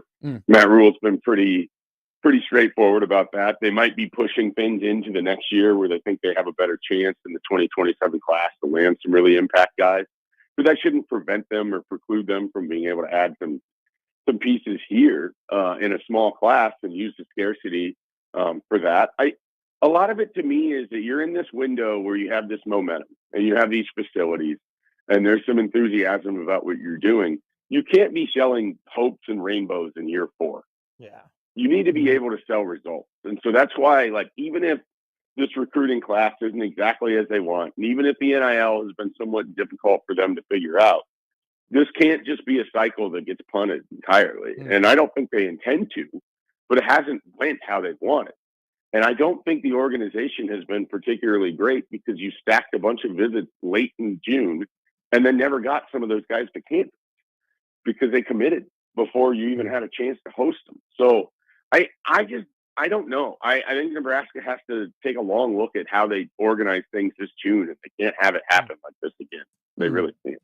Hey, has there been any, and I mean any mention of Trey Taylor reclassifying? Because I haven't, you and I have been around guys a long time that commit to Nebraska a ways out, and then they go into peer recruiting. I can't recall a kid on this level that is so all in.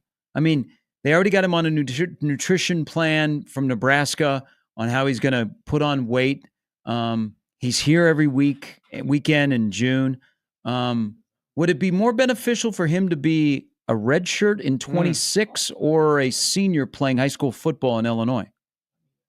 I don't know which is going to be more beneficial. I have asked about this, and a month ago, the feeling was there hadn't been any talk of that. And so if it is, that's heavily under wraps.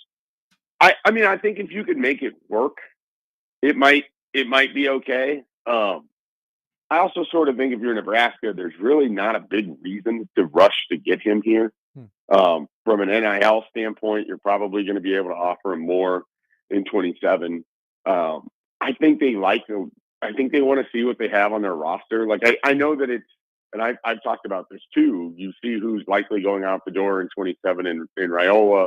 You have a new 4-star quarterback that upper echelon of the college football recruiting ranks. You hold on to him. The theory is that he should be able to come in and do what Dylan did, except it's just not how it always works. Yeah. And so I think some of it is you want to see what a TJ Lateef is, or Marcos Davila, or, you want to see what Dayton Raiola is. And so I don't know that they're necessarily in a big hurry to move him up. Plus, if 2027 is where you're going to fire all your guns in recruiting, you've already got an ace in the hole of your quarterback who's helping you with Ahmad Hudson and some of these other guys. And so I can understand where there's a definite benefit to getting here, getting your feet wet, understanding how that's all going to work. And then in the spring of 27, you're right there in that competition. So it's not that doesn't make sense.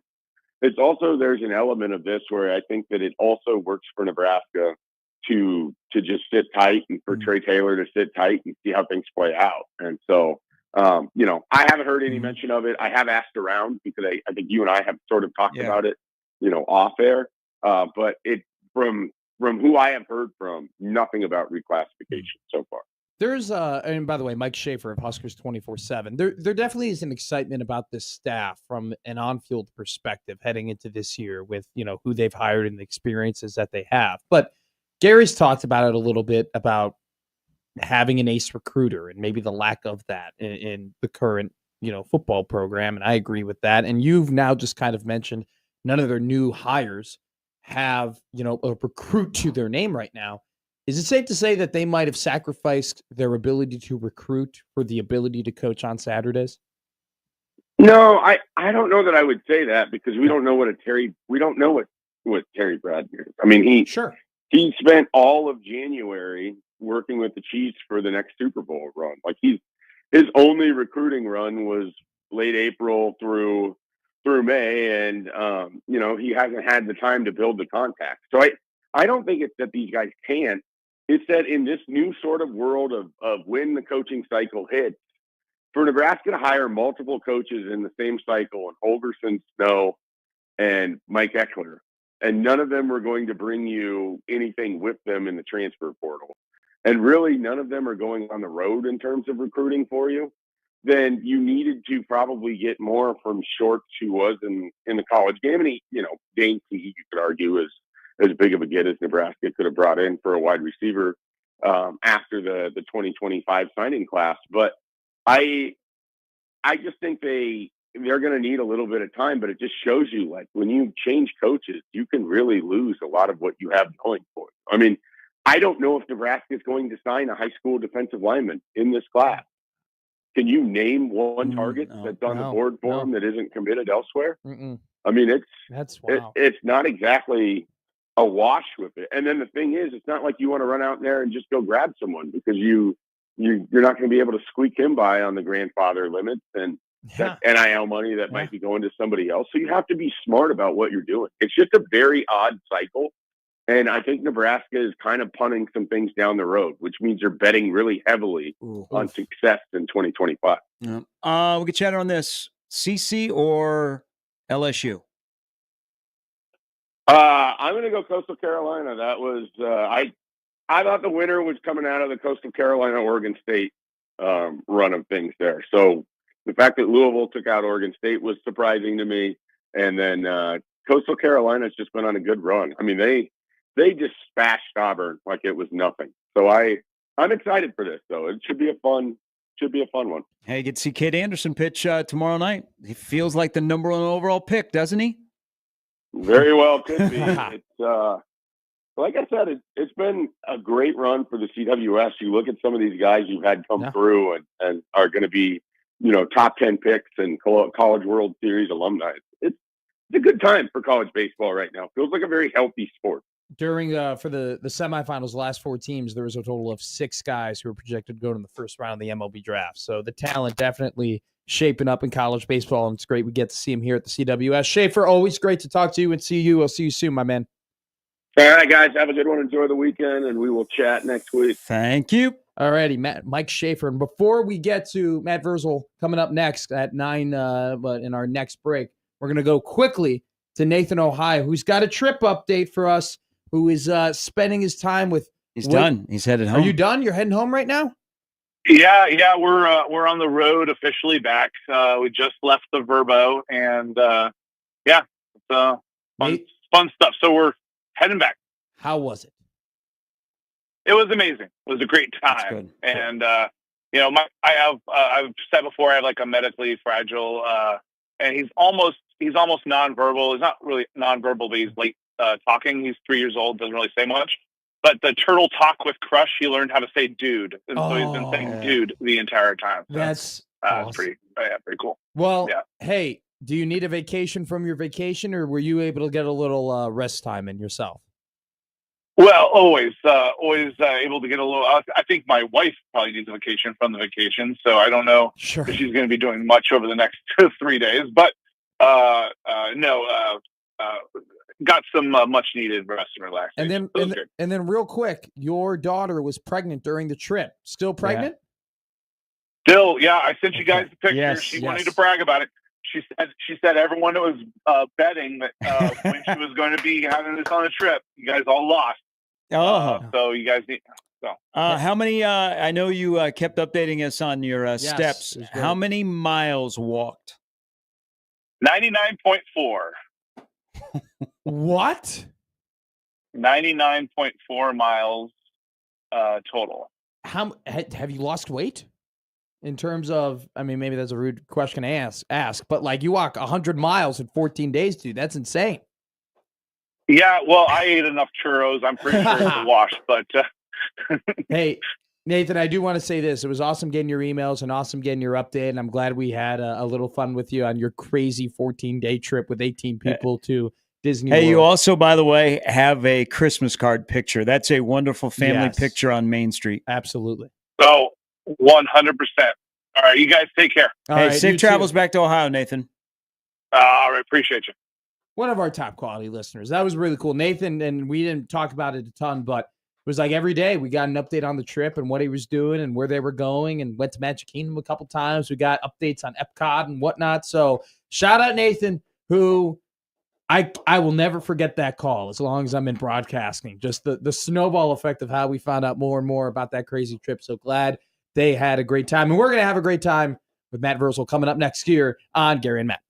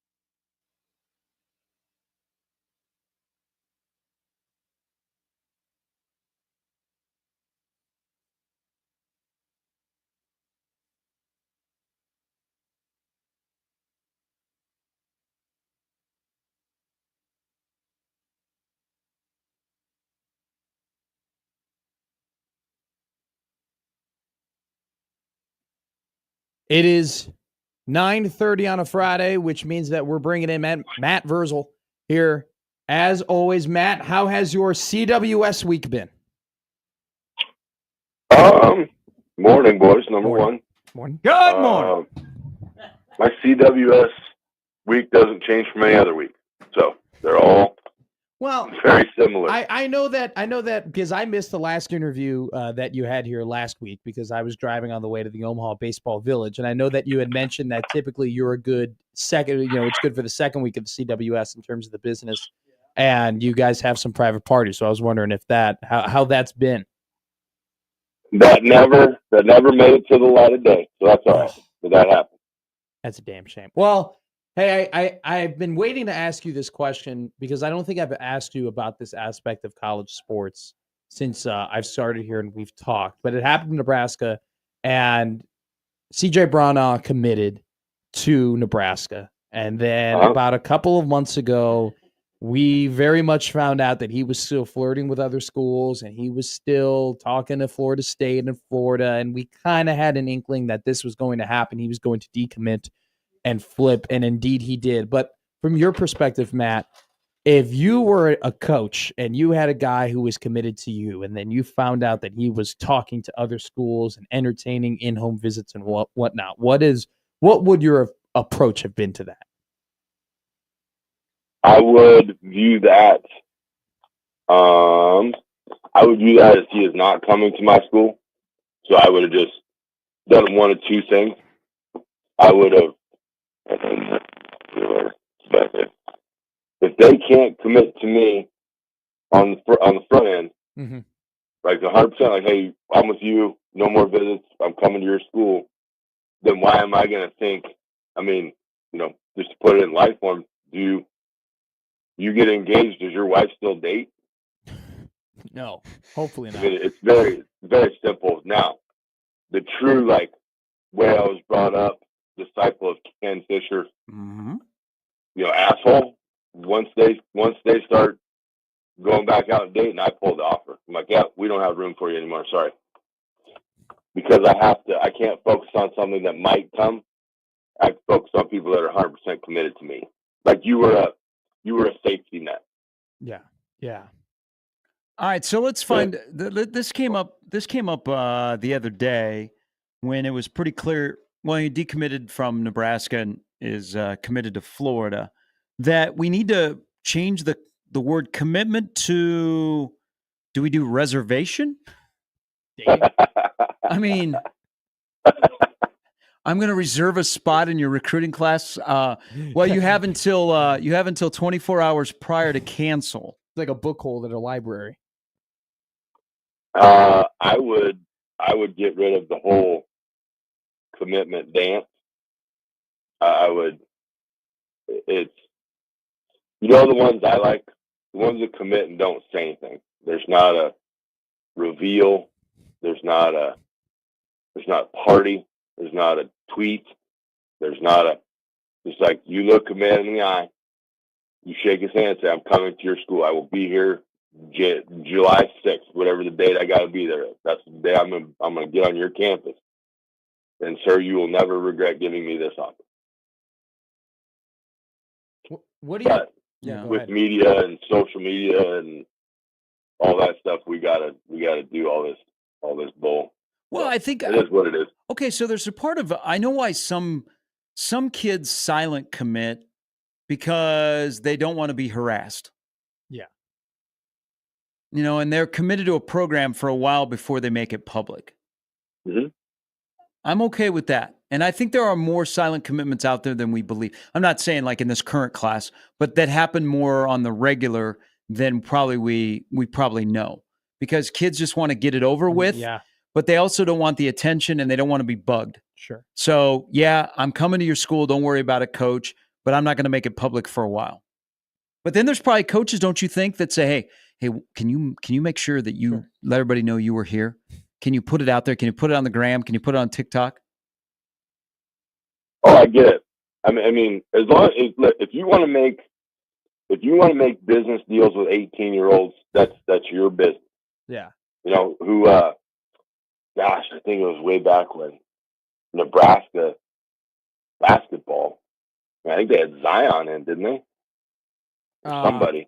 Maybe not Zion, but it was a big time player. And he went out on social media and was like, hey, their facilities, everything's legit. But I'm still going to Duke. Like, it's really cool there. Yeah. I don't like Is there a benefit to that, though, Matt? That even though that you do have some top recruits, some 5-star recruits going to places that are, obviously have had more recent success, is there still a benefit to those guys going around saying to people and saying to their friends who are also studs, hey, Nebraska's got some pretty cool stuff over there? Okay. Mm-hmm. So you got cool stuff. Sure. Why are you going to college? You want to go to like, you go to win. Yeah. And winning is it. That's you tell me Coastal has top of the line facilities? Sure. No, the problem not. No. They got dudes want ball. Yeah. Yeah. Like, it's neat you're second baseman at XYZ college is getting $2.5 million a year to have 3 errors and hit 150. But guess what? We won 26 in a row, and we kind of got to do our own laundry. They're paying me tuition and $500, and guess what? We just beat your ass. Like, find those guys. Teams are representative of their state, yeah. Like the Cats from Arkansas, Gage Wood. What's the first thing Gage Wood, Arkansas-born kid, did when he threw his no-hitter? What was the first thing he did? Pointed at his jersey and basically said, hey, MFers, this is Arkansas. I am from Arkansas. This is what it's about, right? We get all this stuff and we wonder why, oh my God, we spend $42 billion on facilities and it's, why can't we win? Because you don't get players that care about winning the game. You get players that care about shooting the gram or the TikTok outside of the facility. Like, find dogs. Find people that hate losing more than they love winning. Mm-hmm. Amen. Make life uncomfortable. You think, well, that's too, the statute has passed, but like, you got to get guys. Now, you can go the other way, okay? You can have the best facilities and pay everybody, but your leader better let them know this isn't about money. This isn't about you getting yours. This is about us as a team winning. And Ohio State was able to do that in football. They pay well. They got great facility. But those dudes went out and played for each other. Like, and they have a binder like Will Howard that comes in, and he's just a different kind of leader. Like, you can do all the bougie stuff, but you better have a leader. And that's the thing, like, people miss. Like, we want to get it where it's, oh, man, how could you not come here because of these great facilities? Man, you're 7-6 in football. You're 2 games above 500 in baseball. You didn't make tournament in basketball. I don't know. I like winning. Like, winning is what matters. People don't come up and talk to me because the teams I was fortunate to be a participant on lost. Like, look how different lives would be if we had lost more. Yeah. You got to win. So, okay, couple of things here. One, I'm with you on facilities, and I know that they wine and dine and kids see facilities, and sometimes facilities just run together at all your stops. And I don't want a kid committing to a facility. I want him to commit to a program. And this is where I'm big on what Nebraska has done. They've improved their facilities for the kids that are already here. All right, to get them better on a day-to-day basis that are already inside of the program. So that's been my strong opinion on facilities. I think another thing about high school recruiting, and it has been turned upside down by the NIL, is that you have schools, and this just happened because USC just got a player over Ohio State, is you have schools that are paying for an unproven high school player more than a proven starter and don't open their friggin' ears to say, hey, if you come here and put in the work, we're going to take care of you. That has screwed up this system. Oh, 100%. 100%. You like that would be like for my guy Alex Narducci, who's been with me from the start. God bless him. But if I'm like, hey, I'm going to start you out at $30 an hour. And he's going to be like, yeah, let's do this. You're 18. You don't know your head from your ass. I'm going to start you at 30. We don't even sell $30 worth of pizza right now. We're a brand new company. I'm going to start you at 30. And then that would be like me wondering, like, I can't believe this didn't work out. I can't. Like, the business side. And here's the other thing. It's okay. It really is. And I just said that you got to go find people, but you have to find people that want to be there to compete and want to win. As I said, it's okay if somebody tells you no, right? It really is, because if you are steadfast and trustworthy in your processes, your coaches, your schemes, and what you have in whatever sport. Yeah. If the big time person that says, well, yeah, you said you're going to give me $1 million, but I need $1.5 million, it's okay to let that guy walk away or girl walk away. Mm-hmm. It really is. Because sometimes if you keep your core tight and your core wants to work and your core wants to win, then you can really become great without that. If you look at the teams that have sustained success, there's always a guy on that team or two who say, hey, this guy was off the radar. He was a 2-star. He was a 1-star. He was a no-star. The path of I go to a school for 5 years and then it all works out and everything's hunky-dory and we sing Kumbaya is over. Because you're going to have more people that are like Cam Ward, who fell through the cracks, got to school 1, went to school 2. Then now, Cam Ward had a business opportunity because in the sport he plays, football, you don't know. Okay? Yeah. That can end instantly. So he took a business decision. You have to view the young man or young woman as a business entity now. They are not kids. They are running a business and they make business decisions. So we as adults can't get upset. You know, we don't get upset when Walmart doesn't pay people more than everybody else. So why are we all pissed off if Nebraska or whomever it is can't go out and pay? But you got to have a finite eye, like the undersold portion of Tito, Milt, Dan, Charlie, Frank, all those guys. They had a finite eye for talent. Yeah. They could go find talent that nobody had found yet. Mm-hmm. And then they said, hey, you're going to be with us for 3 years and we're going to make you a natural born killer. Matt, we're going to get you. I'm sorry. Did I interrupt anything? You're good. Okay. I will get you out here on this. We were talking to Mike Schaefer a little bit ago before you came on, and he talked about the new assistant coaches haven't gotten a recruit to sign to this class yet. I want to ask you, do you think there's a perfect mix between having guys on your coaching staff that can recruit at a high level and having guys on your coaching staff who coach at a high level? And if you could, what do you think that mix is? That's been the balance for time. There were guys on, there's guys on every staff that can't recruit. Yeah. The people, I mean, they don't ask much anymore because I don't really coach much anymore, but why did you never go to college? Because I would be a shitty recruiter. Oh, sorry. I would be a bad recruiter. Like, I would not be able to recruit. I would go into somebody's living room and they would say, oh man, Billy said this, or, you know, Billy's dad would tell me how good Billy is. I'd be, hey, Doug, that's great. I wish you all the best. Good luck to you and Billy. That's not my gig. But could I go get them technically sound and kick ass? Zero doubt in my brain. That's what I've always said. Haas and I would go. Now this is not. I'm not saying anything. So just calm down, Twitter fingers. But back when they were looking for offensive line coach, I'm like, yeah, I was like, I got a 2-for-1 deal for you. Like, you hire Matt Hoskinson and Matt Verzal. Like, we'll form an LLC. You just write one check. He goes and recruits. I go and coach, and you just start getting the trophy case ready. But you got to know your strengths and weaknesses. Sure. The head coach has to know their strengths and weaknesses. If Rule can go in and close, like, hey, coach, I really like this kid, but, you know, recruiting ain't my gig. I'll be shotgun. I'll ride shotgun with the big dog. You go get that preacher's kid voice going, and we're gonna get this guy. Verz, thank you. See you, boys. See you, Matt. Matt Verzal. A Pat McAfee of Omaha Sports Talk guests. Did the dump reset? So while you all were away, that are not listening in the stream, sure. After the second one.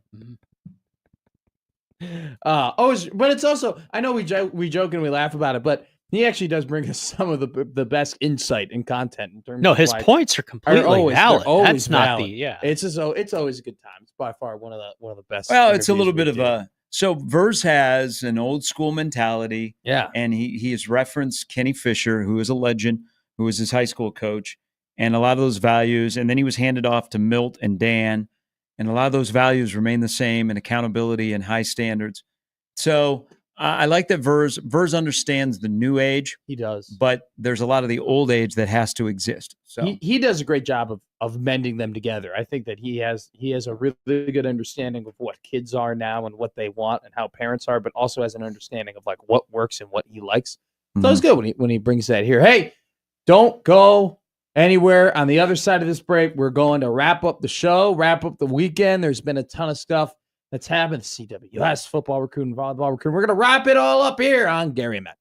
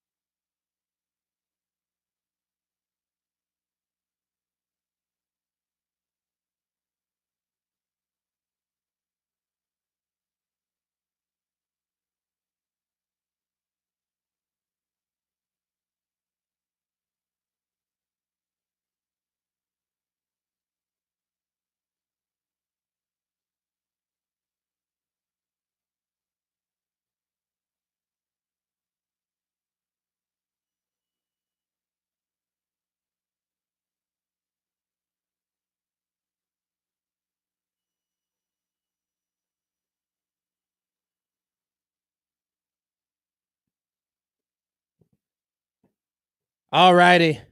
We are wrapping up an incredible College World Series week where this is... Might still be going on Monday. It might be still going on Monday. I'd like more baseball. But this week of the College World of the CWS has been fun. It's going to be the last time for a little bit that I'm in the driver's seat, partner. So, tomorrow. Well, I'll be in the drive. Well, I mean, on the show. I mean, that'll be OBV. Yeah. I'm going to be driving tomorrow. Yeah. Yeah, he told you that yesterday. You get a whole week. You will have fun. It'll be a ride tomorrow. Go to work with your friends. You will have fun. I love sitting over here, but you got to crane your neck to watch the TV. I don't watch the TV. Things are backwards. I'm going to tell you this right now. I've enjoyed sitting in this seat because you can see the TV? Yes, I've been watching TV. You can watch traffic going down Dodge. It's Shark Week. I didn't know that. We can get some Peppa Pig going on this TV. They were doing a whole thing about sharks. Like Shark Week is coming up. I would have no clue unless I was sitting in this seat being able to watch. Can we? Actually, I haven't used my power and grabbed the remote like you grab the remote sometimes. Go and change the channel. Put some sharks on ESPN. There's a lot of power sitting in this seat, right? And I think I'm going to miss it. I think I've become power hungry. But I'm just gonna try and take over the seat once again because I like to watch TV. Well, I'm looking forward to meeting everybody tomorrow. We're gonna be there from 3 to 5:40. We're gonna have what we got coming up on the show tomorrow. Tomorrow. Come see Matt. What do you mean? I'm not creative right now. I don't know. I have no clue. We will talk about Coastal Carolina has the perfect fit for their baseball program of somebody that is there to promote their program. Would like to remind everybody they're good. And if you want to debate him, he got no time for debate. Hey. He's also a guy that I wouldn't be surprised because people immediately say, like, the Murray State coach, he's gone. By the way, they just gave him a contract extension. Kevin Schnall. You got a mower? Is Mr. Coastal Carolina. He ain't going anywhere. He's in the perfect spot. Yeah, why would he jump? He'd be scary in the ACC or the SEC. Sometimes you're just happy where you are. He's got a great deal. No. He's got a great program. They support him. They are in a great location. Oh. He's built this thing up into what we would call a new blood, right? It was good. It was good before he took over. Yeah. And he happened to be part of the program. Well, he's continued, though, is what I'm saying. Yeah, it's 1 year. Coastal Carolina has had, this stretch where it's, they're not necessarily the blue bloods. They're not amongst the blue bloods of college baseball, but I love that when we had our interview with him, he was ready with the stats. He was ready with we've had the 8th most wins. We've done the 6th most in terms of the consistency of the last 20 years. He is, like I said, you want a guy like that who is going to build up a program he would be a part of that. He does not like the box score watchers. Yeah. Well, he likes the people that actually watch the sport and can tell that he's got a really, really good baseball team. He will be taking on a coach who we both think very highly of as well, Jay Johnson, not only just from a talent getting and developing perspective, but from a baseball perspective. It is a hell of a College World Series matchup. And it's just the two teams where, Arkansas was a great story, and Murray State was a great story, and Louisville had some fun games and everything. But I think from day one and day two, you could kind of tell who the best teams were, in the CWS. And we have two of those best teams playing each other. And we're going to break it down tomorrow. How much college baseball do you want to talk about tomorrow in the Omaha Baseball Village? We were there for 2 hours and 40 minutes. Yeah. Let's go about maybe 2:35. Let's go about 2:10. No. 2 hours and 10 minutes of college baseball talk. You know me. I'm not a baseball guy. I'm not a college baseball guy. We're at a college baseball event. Let's talk college baseball. You'll have 30 minutes after to fill. We're going to do some Husker football. Let's be honest. So there's a former LSU pitcher named Will who goes to Rocco's and every day buys 888 shots. My goal tomorrow during our 2 hours and 40 minutes on the show while you're driving is to meet 888 people. Make it happen, folks. Omaha Baseball Village tomorrow. Matt has beads to give away. I'll Only be one way to get them. Some of my greatest points I've ever made in sports broadcasting history, and all you're going to hear is the deafening sound of "What's up? What's up? Hey, how are you? Go Hogs!" 888 people I'd like to meet tomorrow between 3 and 5:40 at Omaha Baseball Village. Get on the list. We'll be on an afternoon program of the Gary and Matt Show tomorrow at the OBV. Come and stop. Say hi, meet me, meet Gary. Let's have a good time. Let's preview the CWS. Thank you so much for joining us this entire week. For Gary, I've been Matt. For Jimmy Chavez behind the ones and twos, you've been listening to Gary